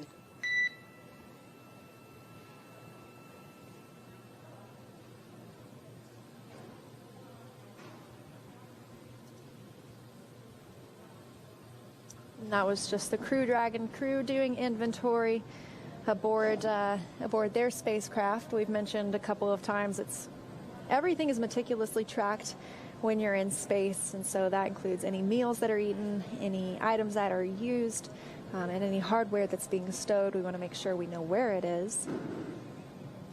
This is what the crew was doing as they are waiting for Kate to finish up her procedures on the space station side. The crew, after they docked, they were able to get out of their suits, get their suits drying, and complete their inventory check as they wait for that hatch to open up. And the most recent thing we saw, Kate Rubins, like I mentioned, this was an autonomous mission. The crew did not have to fly Crew Dragon. It flew itself completely all the way to the International Space Station. There's Kate Rubins, a view from the Dragon spacecraft itself. She's configuring the A-Pass hatch, putting the cover on top of the A-Pass hatch, and you can see she's removed that docking target that the spacecraft used to align and dock with the International Space Station. Dragon at SpaceX on Dragon to ground. For your awareness, we are about to take down the S-band path, so from this point forward, please use the ISS Big Loop Space to Ground 2 path for all communication.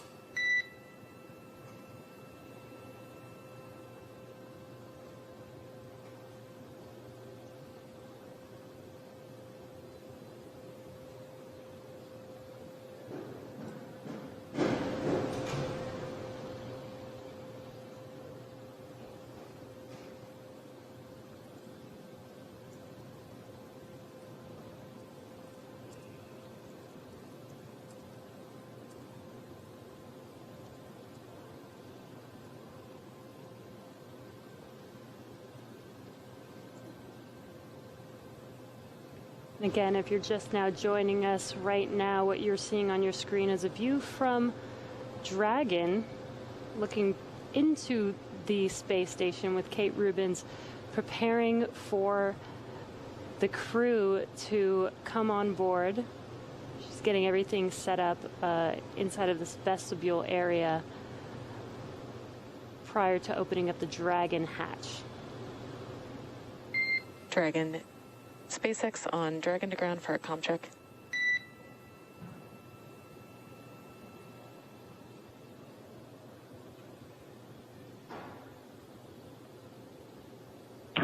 And we have you loud and clear on Dragon to ground. Awesome. We just wanted to let you know that we are about to take down the S-band path, which will take down our Dragon to ground voice communication. So from this point forward, please use the big loop.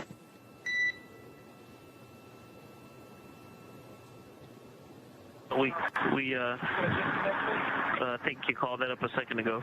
Maybe you didn't hear shit. Yes, I think your call must have just dropped off. Thanks for confirming.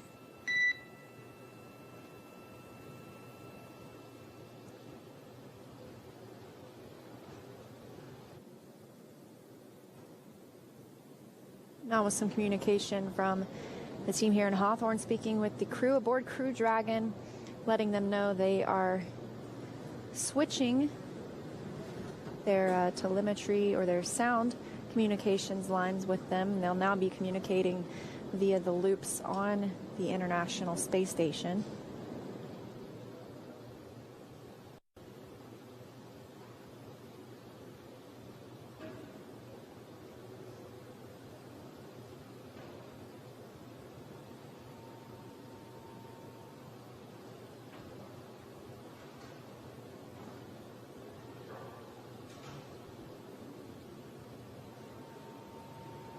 Kate Rubins finishing up installing the A-Pass hatch cover.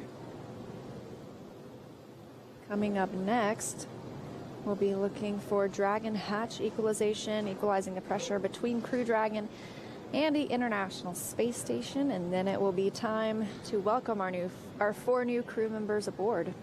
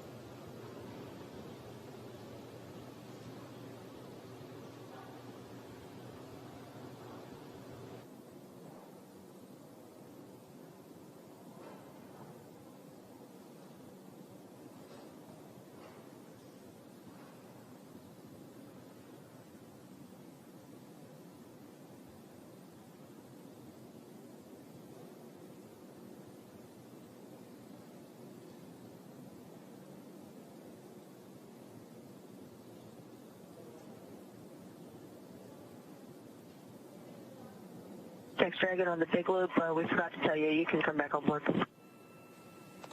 We copy. Thank you so much.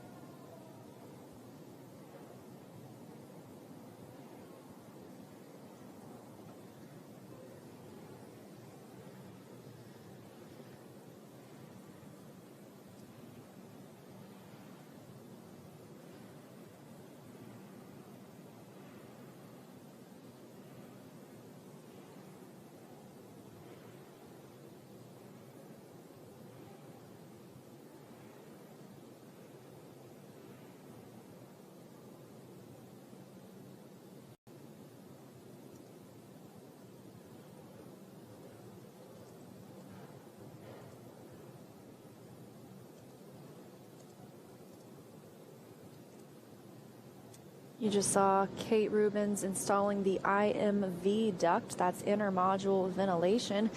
That'll make sure the Crew Dragon is sharing the same air with the International Space Station, making sure that that's all being circulated in and out of the vehicle.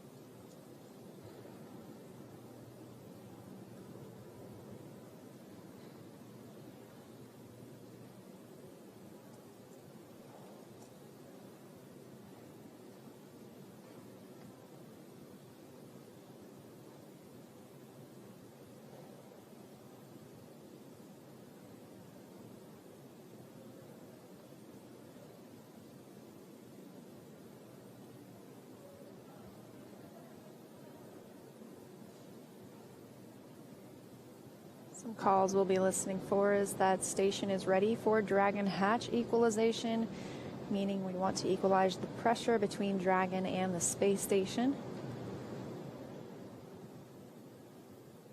Once we get the go for that,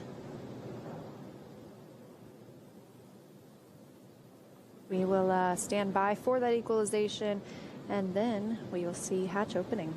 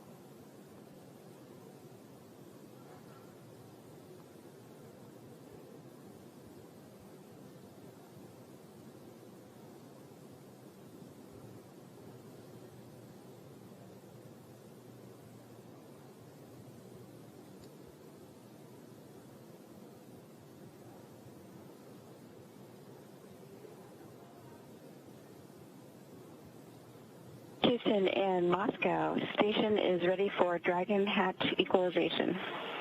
Sorry, not Moscow, SpaceX.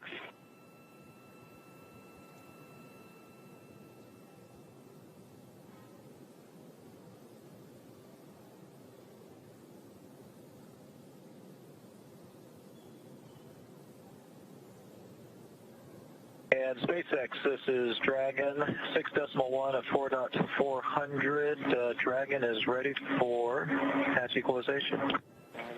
SpaceX copies. ISS and Dragon, stand by for equalization, expected to take 5 minutes. Additionally, please note that we will be hot mic'd for the duration of Ingress. Finally, for you, Kate, if you could please meet PACOM on Space to Ground 3, we have additional troubleshooting steps for you. Okay, copy. And my apologies to SpaceX. I came up in a different vehicle, but I'm really excited to see this one, and I'm switching over to Space to Ground 3.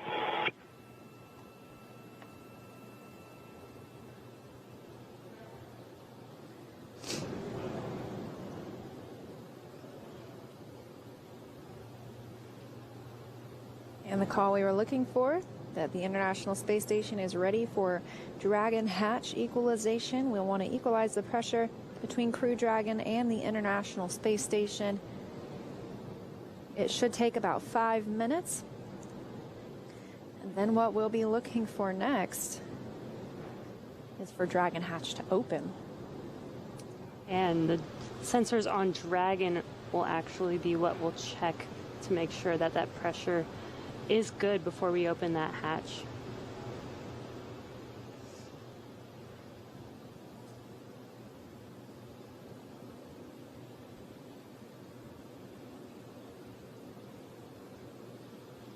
But if all goes well, sounds like we're 5 minutes away.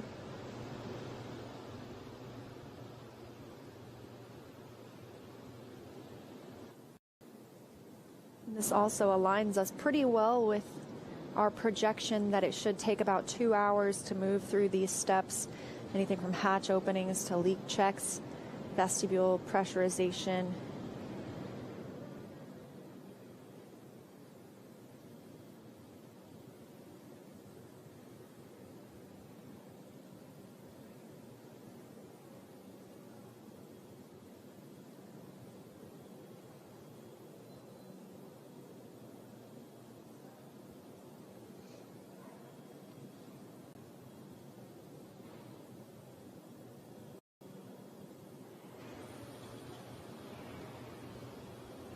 And as a reminder, once the Dragon hatch does open and the 4 crew members do ingress on the space station, there will be a welcome ceremony where the folks on board station will join those 4 crew members, welcoming them on board.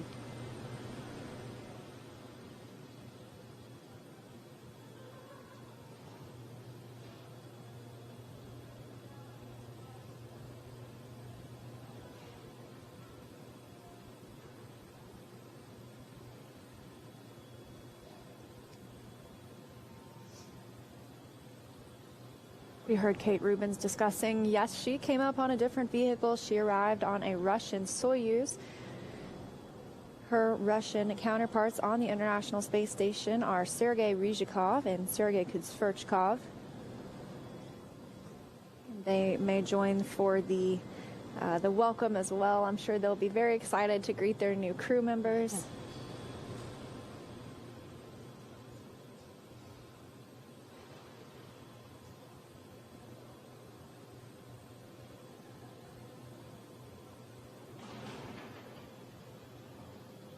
We are just a few minutes away from that pressure equalization between Dragon and the station.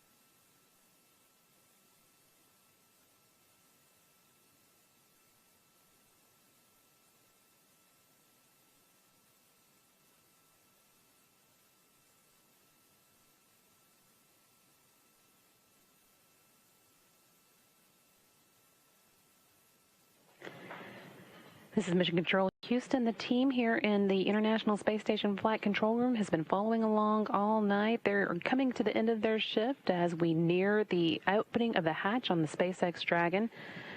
Kate Rubins has been working steadily through the procedure on her side of the hatch while the Crew Dragon crew members do their part on the other side. So we are expecting to see that just in the next few minutes.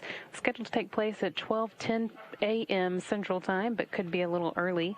And once we do see all of the crew members on board together, we'll be ready to go into our welcoming ceremony that will be following that.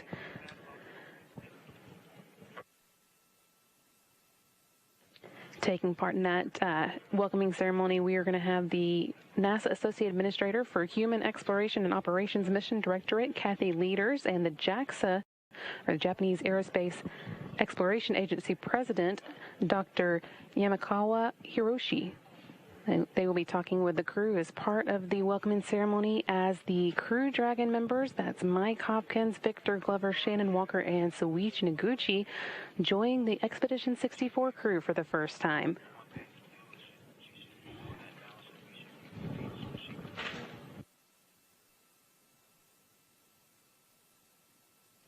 Expecting that hatch opening to come any time now, since Kate Rubens has been working speedily through her side of the procedures.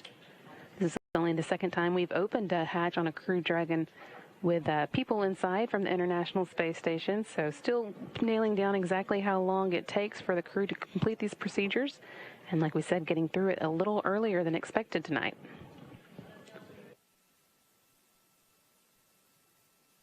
Shortly after the welcoming ceremony begins, the team here in Mission Control Houston will be handing over to their Orbit 1 counterparts, wrapping up their part in the arrival of the Dragon at the International Space Station. And of course, following the festivities, we'll have one final news conference to wrap up the activities tonight.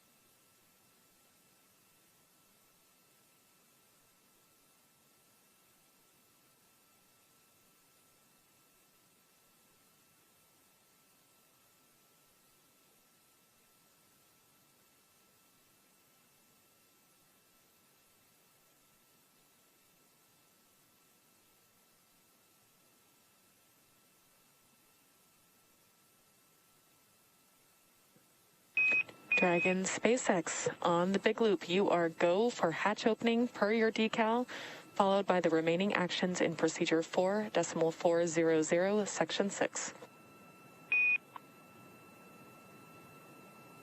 Dragon copies. And hatch open per the decal and remaining steps in section 6 of 4.400.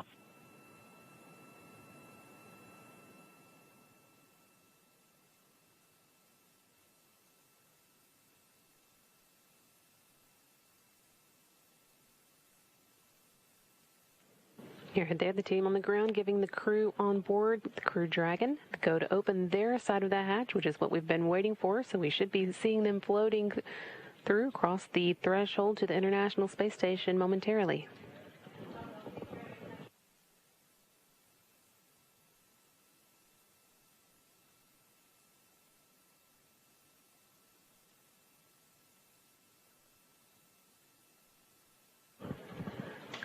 For Mike Hopkins, Shannon Walker, and Soichi Noguchi, this will be a return visit to the International Space Station. Mike was there in 2014 for Expedition 3738 when he spent 166 days.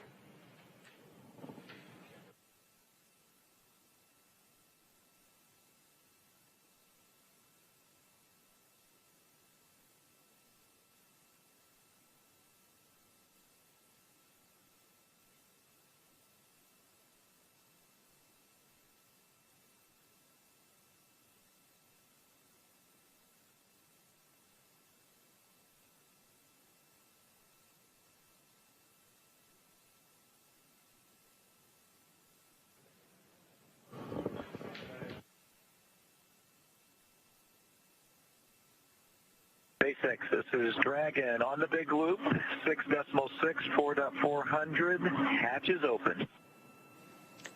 We copy, hatch open, great to hear. And as you can see, they do have that hatch open now. They called down. That came right at 12:02 a.m. Central Time. Hatch is between the two vehicles open. Now we're just waiting for the crew to head to the International Space Station. Looks like they are waving hello to their new crewmates now.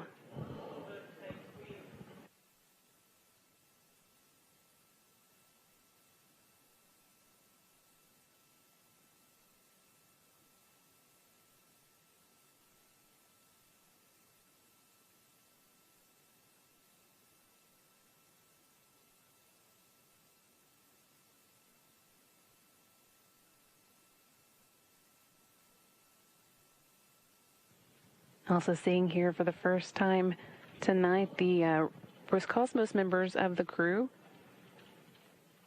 Sergei Ryzhikov, who is the commander of Expedition 64, and Sergei Kudzberchkov.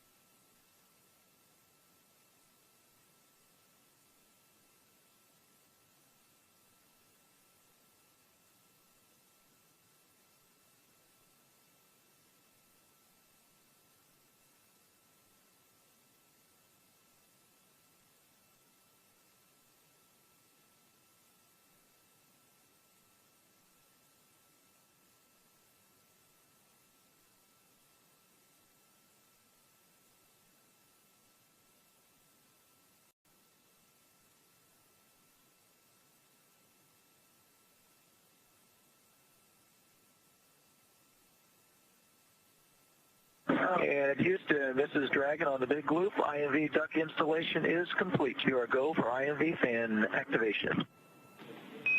Houston copies.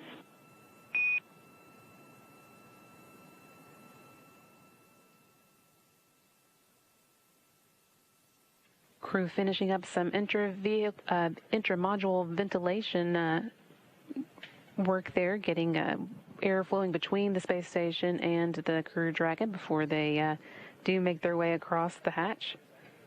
But again, that hatch is open now. That came at 12:02 a.m. Central Time.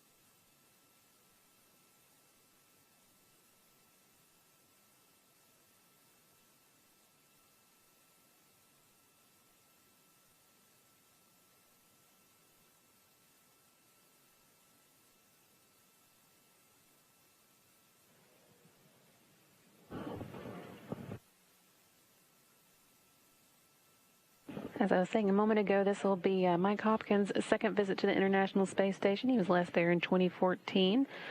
Same for Shannon Walker. She was there in 2010 for Expedition 24 and 25 and spent 163 days on board the space station. Soichi Noguchi has been to the space station twice before for STS-114 in 2005 and in 2009 for Expedition 22 and 23. He's got 177 days already in space. But this will be the first time for Victor Glover to pass across the hatch and visit the International Space Station, kicking off their months-long stay in space when the space station will, for the first time, have 7 crew members on board for a full expedition.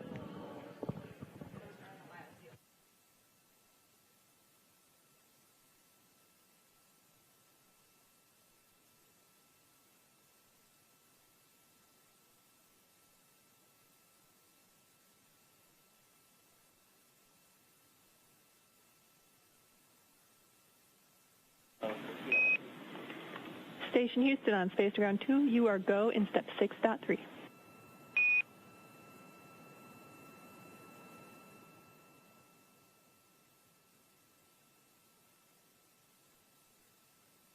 And Houston from Dragon, was that a go for us to continue?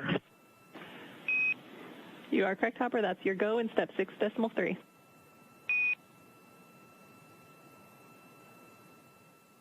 Copy, inward.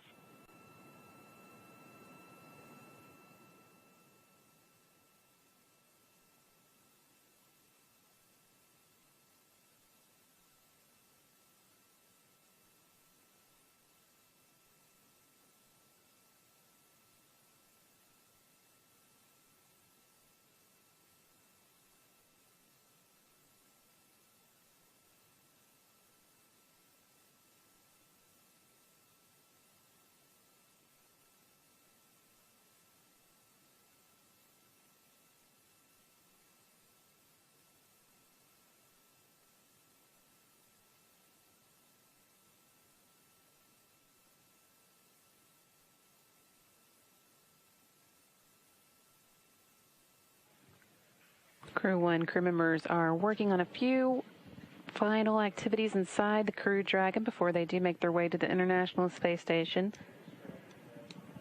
Making sure any loose items are stowed securely, and then also putting away the liquid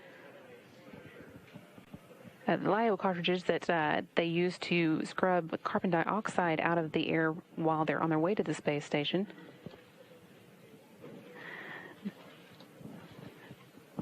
Now that they are at the space station, they don't need those any longer because they'll use the space station system for that. Again, these are just the last few items before they'll be able to ingress the space station.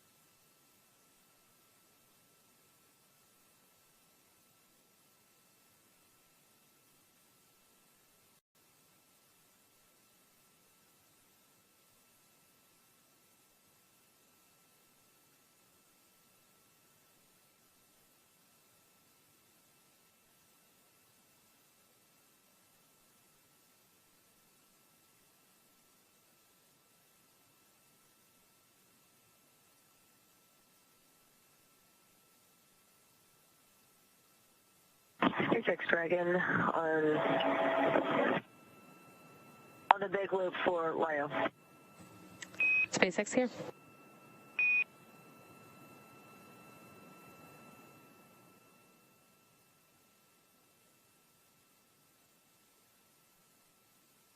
Yeah, just a question. Just want to confirm that you are supposed to put LiO cartridge 1, our original cartridge, into the active slot. That is affirmed. That is what we want you to do, please.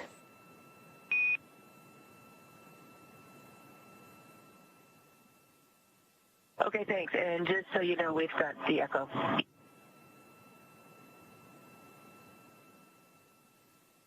Copy.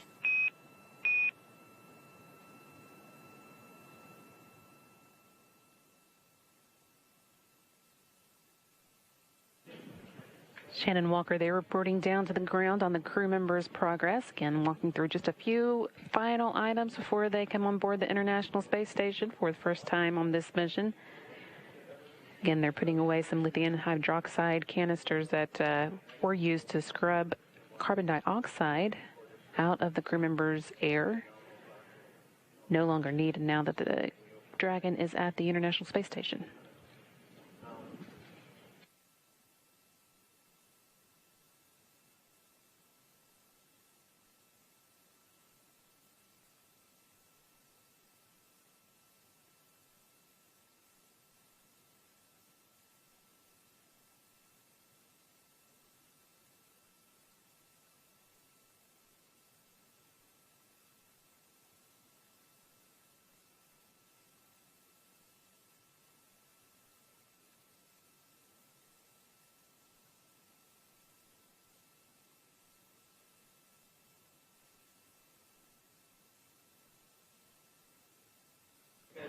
Seeing 2/3 of the current Expedition 64 crew here. Kate Rubins, of course, with NASA, and then the Expedition Commander, Sergei Ryzhikov, there on the right side of the screen. They, along with Sergei Kuzbirchkov, have all been at the space station since October 14th.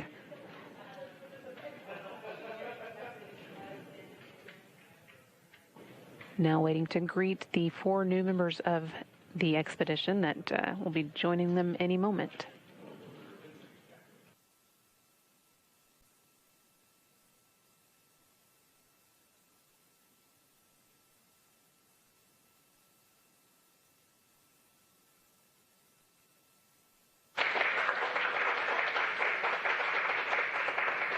And there they are, first across the hatch, Mike Hopkins.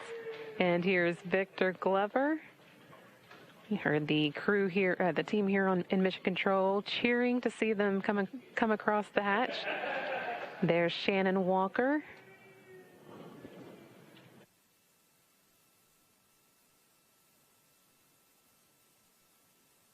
And finally, Soichi Noguchi bringing up the rear. 4 new members, bringing the total Expedition 64 crew to a total of 7. Ready to increase the space station science and get to work.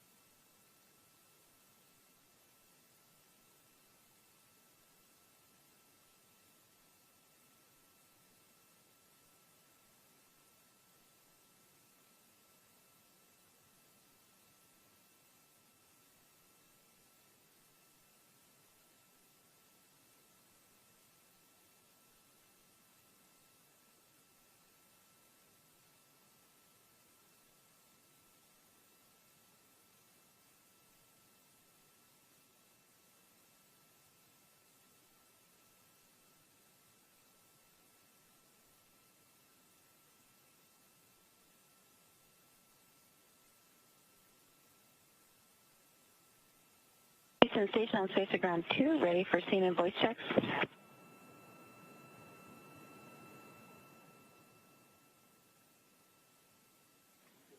And we're ready.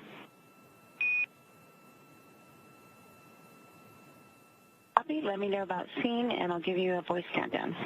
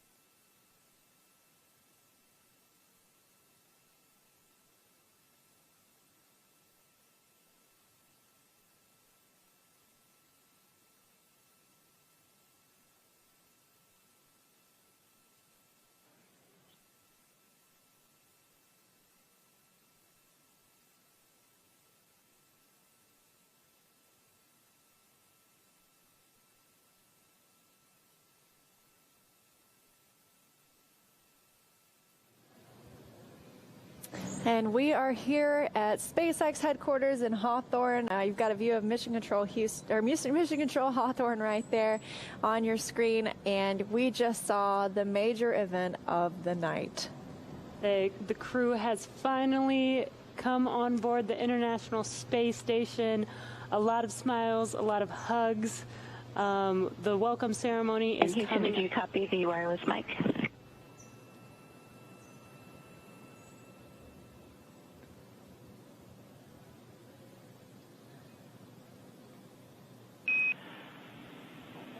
Station Houston, that's a good scene check. We're checking something here on the audio, so stand by for another countdown.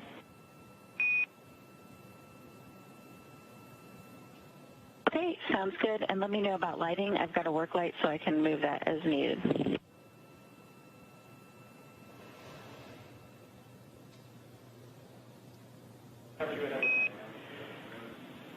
And lighting looks good, Kate. And if you could just do a quick 5 count, we'll do a quick audio check. Copy and work. These voice checks you're hearing coming from NASA astronaut Kate Rubins, now joined by 4 new crew members aboard the International Space Station, along with her 2 crewmates from Roscosmos, the Russian space agency, and they are setting up for the welcome ceremony. Countdown, thanks.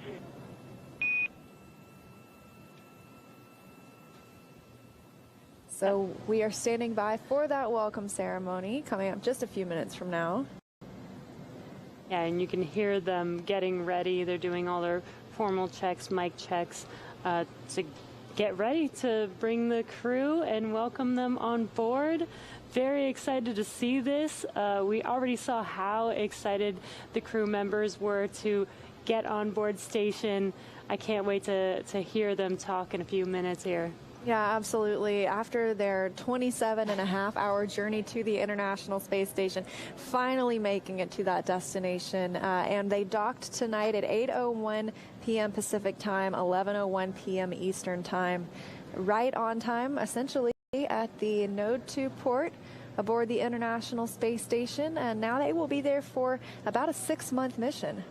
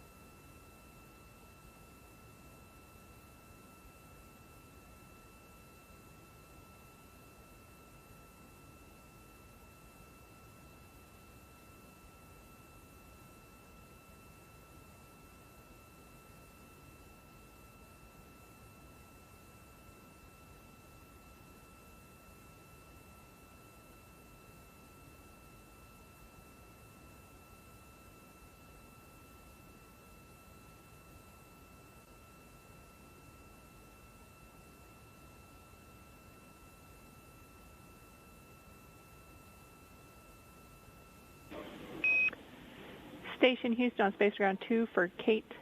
We had to do a quick reconfiguration here on the ground. When you have a moment, do you mind doing one more 5 count on the wireless mic? Or anyone can do a 5 count. Or anyone can do a 5 count.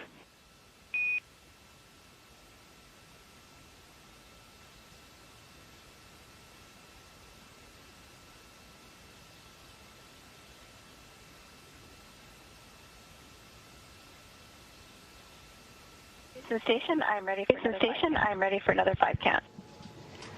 On the wireless mic, 1, 2, 3, 4, 5. And that was the best 5 count of them all. Best 5 count of them all. Hey.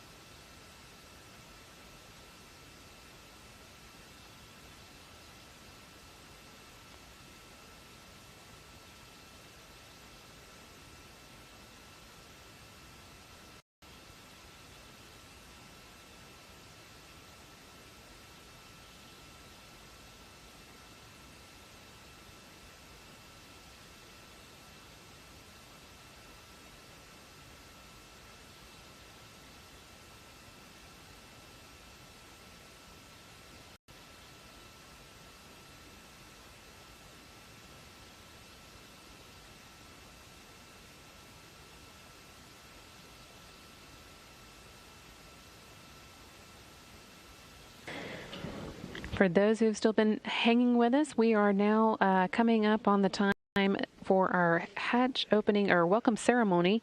That is scheduled for 12:40, about 5 minutes from now. And at that time, the entire crew will be joining on the with a couple of special guests from the ground. That's going to be NASA Associate Administrator for Human Exploration and Operations, Mission Directorate, Kathy Leaders, joining here from Houston. And then from Scuba Japan, we're going to have the Japanese Aerospace Exploration Agency President, Dr. Yamakawa Hiroshi, joining as well. They'll be taking part in that welcoming ceremony, which is coming up in just 5 minutes now. The crew's done the necessary checkouts on board, so we'll just wait for everybody to gather before we begin that.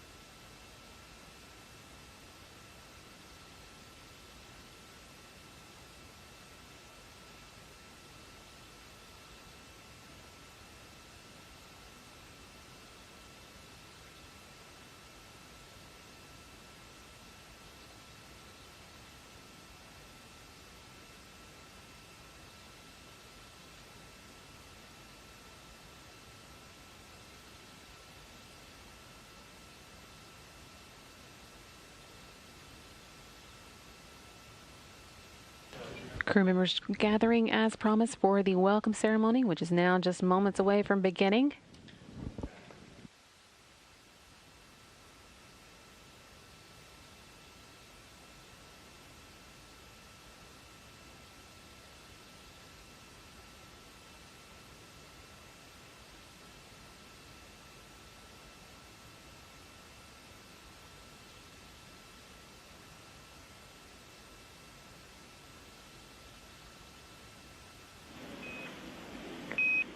Station, this is Houston. Are you ready for the event? Houston, are you ready for the event? Houston, this is Station. And Houston, this is Station. We are ready for the event. Mr. Morhard, please call station for a voice check. Mr. Morhard, please call station for a voice check.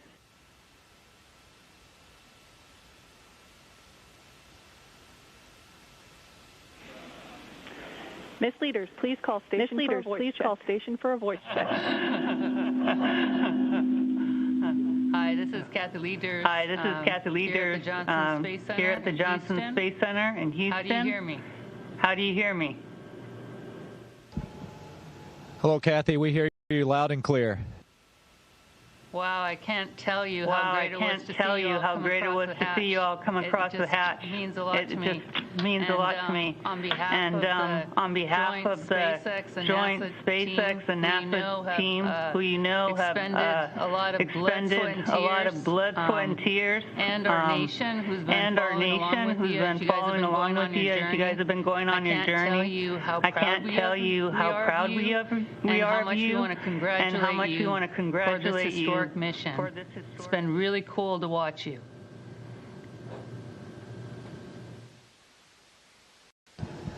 Well, thank you, Kathy. We just want to say thank you to everybody, SpaceX, NASA, the DOD, just all across the nation.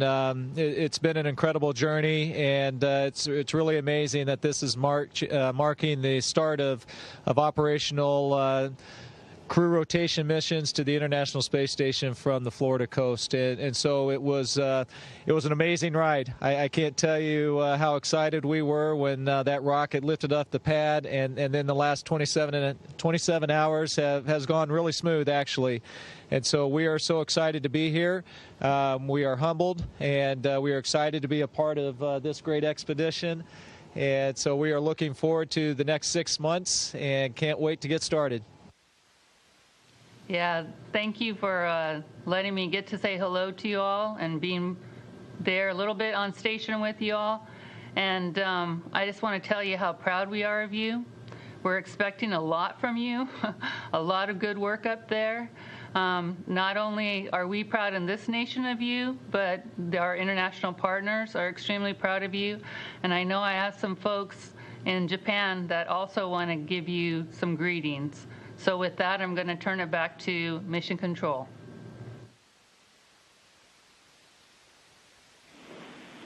Thank you, Ms. Leaders. We now welcome JAXA President Dr. Yamakawa Hiroshi to provide remarks. Dr. Yamakawa, please call station for a voice check.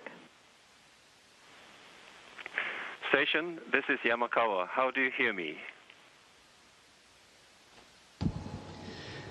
Yamakawa-san, we hear you loud and clear. This is International Space Station.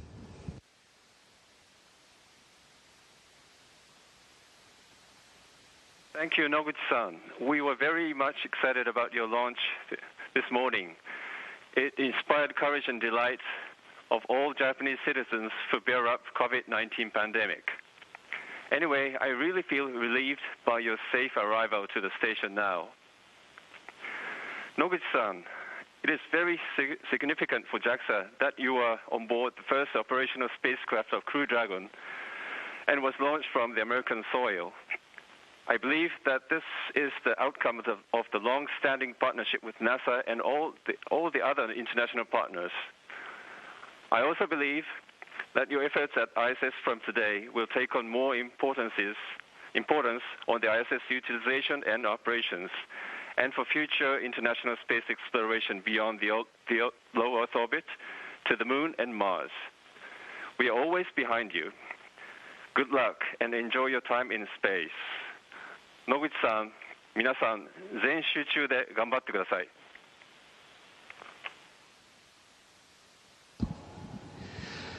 Thank you, Dr. Yamakawa. Thank you for the kind words. And we are very humble and happy to be here. This is the first operational flight of the Crew Dragon. And I take 27 hours, but we enjoy every moment. And from now on, we are part of this great expedition crew member, Expedition 64. We have a lot of utilization ahead of us, and we are ready to work. 日本の皆さん、そして山川理事長、本当にありがとうございます。この ISS にまた戻ってくることができてとても、感無量です。日本の皆さん、そして世界中の皆さん、今年は、コロナはじめ非常に厳しい状況があったかと思いますけれども、この困難に打ち勝つという気持ちで我々もレジリエンスと名前をつけて、頑張ってきてます。理事長おっしゃられた通り全集中で頑張りたいと思います。応援本当にありがとうございます。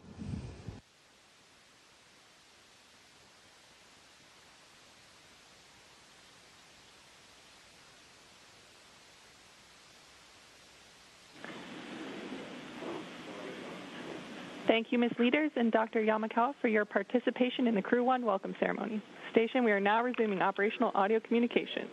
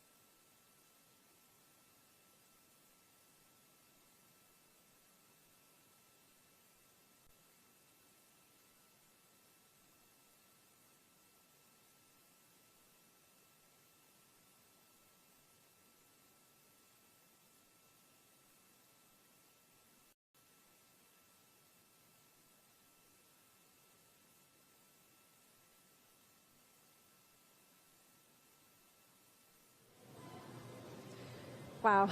Thank you so much, everyone, for joining us for this coverage of our commercial crew mission, the Crew 1 mission aboard Crew Dragon to the International Space Station. We watched them all the way from suit up yesterday to ingress on the vehicle, liftoff at 7:27 p.m. Eastern Time. First stage, giving them a ride into orbit as it returned back to Earth and landed on Just Read the Instructions, to Dragon separation yesterday and nose cone deploy, to today through all the Dragon burns, 5 major burns on Dragon, and docking as well as ingress onto the station. On behalf of SpaceX and NASA, thank you for watching today's webcast and for your interest in this exciting, historic mission. Now that Dragon has reached the International Space Station, it will spend approximately 6 months docked there until it's time for Crew 1 to return home via splashdown in the Atlantic Ocean.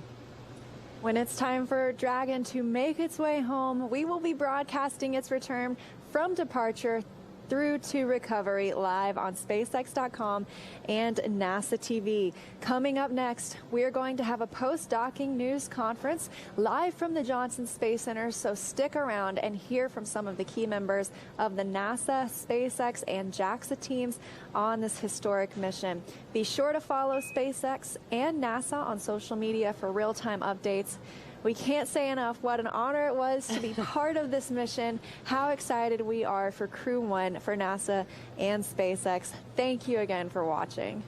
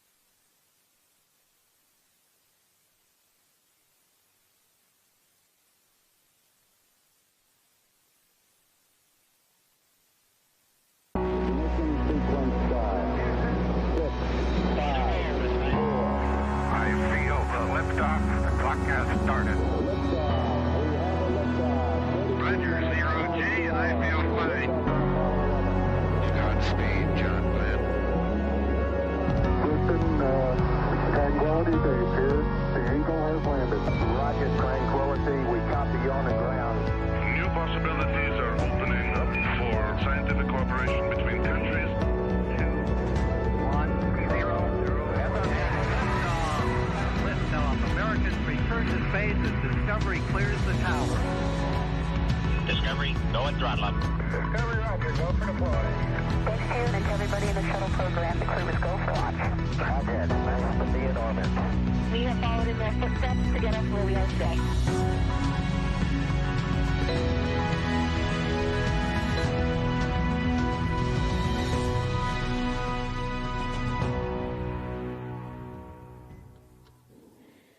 Hello and welcome to the NASA's Johnson Space Center. It's been an exciting night. After 20 years of continuous human presence, the International Space Station is still marking new milestones, and as of tonight has its first long-term crew of 7 members. So we have a lot to celebrate tonight, and here to talk it over with us, we have Associate Administrator of Human Exploration and Operations, Kathy Leaders, Johnson Space Center Director Mark Geyer, and socially distanced down the hall, Deputy Commercial Crew Program Manager Vin Fang, and International Space Station Manager Joel Montalbano. We'll let them each give a few opening remarks and then open it up to questions. For media on the line, press *1 to let us know you have a question, or *2 if your question gets answered before you ask it. Let's kick it off with Kathy. Yeah, what a amazing last couple of days. I just can't tell you how wonderful it was to see the crew come through the hatch. And we've been talking a lot about all the firsts, right? This mission was a dream. It was a dream of us to be able to one day be able to have crew transportation services to the International Space Station. And today, that dream became a reality. Huge step for us, right? And it took a huge team of folks, not only SpaceX folks, but NASA folks and our federal agency friends and a whole, the DOD, a ton of people made this happen today. Just an amazing feat. Was not easy. This was hard. And then on top of it, one of the other firsts we had was we all had to do this in the time of a pandemic. I think there were some of us 6 or 7 months ago that if you would have thought about all the things that this team's had to go through, they would have just said, oh, this is too much, but it wasn't. This team has done a phenomenal job. The crew on orbit is going to do phenomenal things over this next 6 months, and we're going to keep doing crew missions, and it's the start of a new era. I'm very, very proud of the NASA, SpaceX, the agency teams, and our nation for stepping out and doing this. Thank you. Thank you, Kathy. We'll go next to Mark Geyer. Great. Thank you, Kathy. And I want to thank you for your leadership, especially in making this happen. It is a terrific day for NASA and for the country in general. It's really exciting to see the 7 crew members as we envisioned, and I'm honored to wear the increment 64 pin today, so it's a great start to that mission. The astronauts are doing great. You saw them as they came through the hatch. They're excited to start their mission. They're very well trained, and they're ready to get started. You know, so we believe that NASA unites with our partners. And in this case, it can be commercial partners or international partners. You know, next year, we're going to have a lot of exciting missions, including continuing SpaceX missions, Boeing commercial crew, sending Orion out past the moon, eventually private astronaut missions, and also these smaller commercial lunar payload services missions where we're enabling small companies to deliver payloads to the lunar surface. Each of these are examples of how NASA can engage differently with companies. Sometimes we drive the design with our contractors, sometimes we evaluate the design, sometimes we are the operators, sometimes we integrate the operations. All of these are ways where we are melding our skills, achieving NASA's missions, but also creating commercial capabilities in this country. That is a big part of our job. And of course, we're taking those skills, pushing out in the lunar region with Gateway and supporting lunar lander systems as well. So a great ending to the year. Terrific to see the crews on ISS. And so we look forward to all the work they're going to achieve this increment. Thank you, Mark. Let's go next to Joel Montalbano. Well, welcome again to the post-docking press brief. What an incredible achievement. And to have it happen in the month where we're celebrating 20 years of continuous human presence on board the International Space Station just puts a smile on my face. You know, yesterday we saw a picture-perfect launch, and today a very smooth docking. And with that, we welcome the Dragon vehicle and her crew to the International Space Station. We're looking forward to a significant amount of time on orbit. A significant number of months will be able to increase the amount of science, the amount of research, the amount of technology development we can do with the additional crew members. A huge thanks to the Commercial Crew Program. A huge thanks and congratulations to the SpaceX team. You know, I promise the International Space Station program will take good care of the Dragon vehicle and her crew. So back over to you, Brandy. So much, Joel. And finally, we'll go to Vin Fang. Yeah, thank you very much. It's an extremely exciting time to be in the space business right now. You know, as the Resilience crew just said right after hatch opening, they can't wait to get started. Well, we've had teams of NASA and SpaceX and other agencies involved in many ways through, as Kathy mentioned, their blood, sweat, and tears over the years. This sort of culminates in the hatch opening and the crew joining the ISS for a 6-month stay on board the space station. So we're so proud of the teams. The arrival of Resilience marks the beginning, as was mentioned before, of another first-time event. This time the government commercial crew rotation mission to the ISS, and looking back at another first that happened almost exactly 10 years ago with the same team members involved. NASA and SpaceX shared a similar accomplishment with the launch to a low Earth orbit of the COTS Demo Flight number 1 mission in early December of 2010.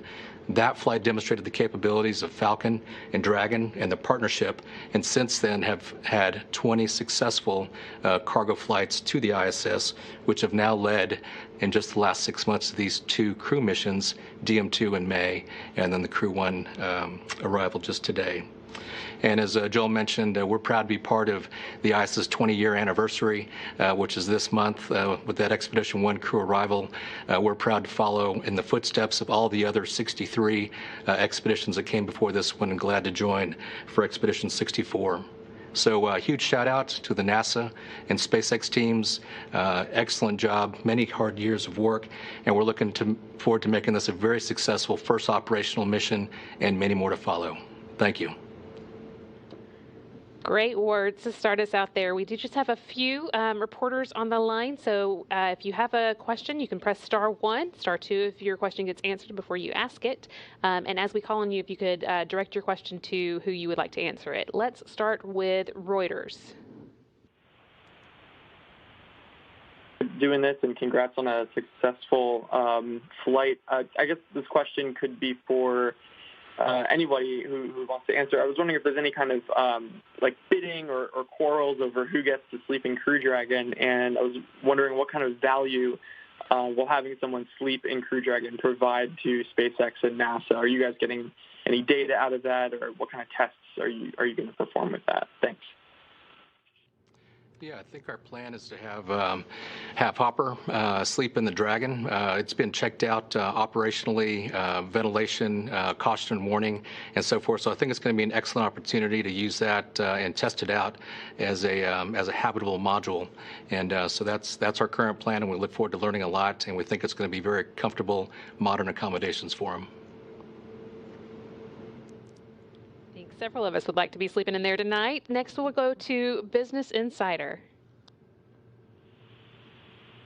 Hi, thanks for doing this, and congrats, everybody. This question is for Kathy. You've got a long mission ahead. What are you most looking forward to, and what's going to keep you up at night, if anything, over the next 6 months? Thanks. Well, you know, Joel's got a whole list of items that he wants these crew members to start working on. I mean, he's been a little bit starved of crew members, and he's got a backlog of work and science that he needs them to go get done. You know, when you have people on board, you always are maintaining vigilance and making sure, just like we do with station, this having Dragon up there just means we have more people on orbit that we always are thinking of and making sure that we're taking care of them. It's what makes human space flights so fun and challenging is that you always have to realize that you're maintaining human safety in a tough environment. So, but we have a great station program, like Joel said. They will take care of the crew members, and they make my ability to sleep a little bit better at night. So I'm counting on you, Joel. Okay, our next question is going to come from Nashville News. My question is for Kathy. As you described at the beginning of this press conference, it was tough to get to this point. What do you feel is the biggest risk when docking to the International Space Station? Thank you. Well, what makes it really nice is the spacecraft makes it look easy, right? But to get there isn't easy. It took a lot of joint work between the SpaceX and NASA teams to share their learning and to go through a lot of technical interchange, and a ton of testing to make it look like that. And it was a real testament today that we could all sit there and kind of be talking while it was going on and not biting our nails. And so I think it's actually that the Dragon's a beautiful vehicle, and she did a nice job today. Definitely. Next up, we've got space.com. Thank you all for doing this. And yeah, congratulations. This is probably for Joel. Could you just talk a little bit about what it means to have that extra crew member on board, that seventh astronaut? What does that mean for the research potential of this next 6-month stint coming up and maybe beyond as we see this happen more often? Thank you. So one of the cool things about having the commercial crew program is we're able to double the amount of crew-tended science and research and technology development we do on board the International Space Station. So with 3 crew members, we were averaging about 35 hours a week of crew-tended science and research. With the 4th crew member, that person's time, the equivalent time, is dedicated to science and utilization and research, so 70 hours. So we'll have be able to do 70 hours with the 4 crew members.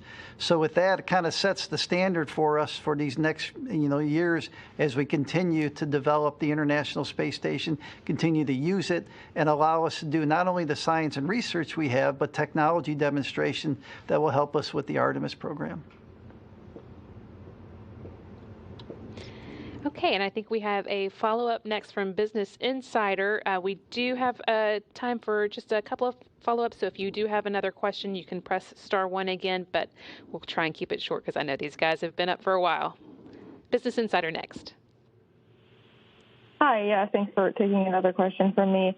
I guess this question is also for Kathy or for anybody else who feels they can answer it.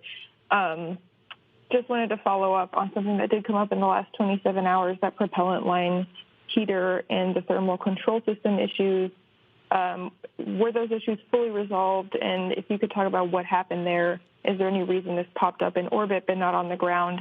I'm also curious about any other issues you're tracking or if there's anything so far from this flight that needs further investigation. Thank you. So, Vin, why don't you take this one? Because you've been in our launch complex area and the mission control area following along pretty diligently. So these are your team's issues. Sure, I'd be happy to.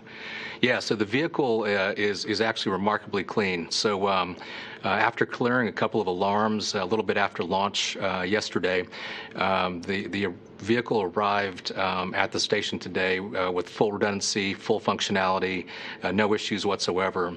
Earlier on, yes, there was a discussion about the prop line heaters. They did trip off.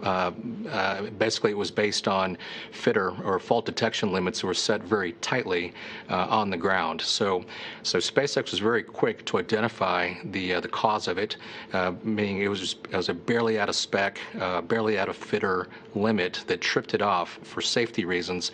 They identified it, I'd say, within an hour. They had a fix proposed. Within 2 hours, they had a solution that was ready to be checked by the joint NASA and SpaceX team, and just shortly after that, they uplinked it, and everything was fine afterwards. The problem that they were protecting against was to make sure that the propellant line stayed within their thermal limits, just to make sure that there's full functionality of the prop. In the end, it turned out that that limit was tighter than it needed to be, so it was quickly fixed, and Dragon's in beautiful shape. Okay, it looks like we also have a follow-up question from Reuters. Hey, thank you. Just to follow up on that for then, other than the prop line heaters, other than that issue, was there anything else that you guys detected during flight or during the docking sequence that kind of looked off, or that, something that was unexpected that you didn't see in prior tests? Thanks. There was only one other thing of note that we tracked, and again, it was also shortly after launch. It had to do with the thermal control system. There's a loop A and a loop B, and on each of those loops, there are segments of the thermal loop that are isolated from other segments. And so based on differentials with the temperature, essentially, when you've got certain parts of the loop that are exposed to different temperatures, and they're equalized when they're on the ground at the same temperature, and they were exposed to some different temperatures and loads during this early phase of flight. So once the isolation between those two parts of the loops was opened and no longer isolated, it caused a pressure transient, which ended up also causing a fault detection, to trip and cause one loop to go offline temporarily. Again, there was no issue. Again, it was also one of these cases where the problem was identified very quickly. Looking back at previous tests and DM2, the previous mission, it was something that was seen before, but not enough such that it tripped off any sort of limit. So again, it was identified very quickly. The team was all over it and was able to fix it very quickly. So no issues whatsoever right now with thermal control. But I think both of those are examples of how you learn. You learn how your system operates while you're flying, and kind of how to operate it in a way and how it's going to operate on orbit. So like we had mentioned in the question, was it something that you learned while you're flying? Yes, those are both things that, from a system perspective, are pretty normal things that you learn while you're starting to bring on a new system. I think it's prudent. Folks have been very cautious in setting those limits, and so yeah, absolutely. You learn with thermal, you have convection on the ground, and you have other effects, and you can't simulate all of those. So we do put in limits which are tight so that we can see those far before they end up becoming problematic, and that was the case here. Okay, that looks like our last question. Thank you so much to our briefers and also to the reporters who stuck with us through the long operations tonight. I think it was well worth the wait. It's great to have Crew Dragon at the International Space Station tonight. And just a reminder that you can tune back into NASA TV on Wednesday morning to see the two Russian members of the space station crew take a spacewalk. Sergei Ryzhikov and Sergei Kuznetsov will be going outside the Poisk module to do some work preparing for the arrival of a new Russian research module. Coverage will begin at 7:30 a.m. Central Time, and the spacewalk is expected to start at 8:30 a.m. So you want to be back on Wednesday for that. And again, thank you and have a great night.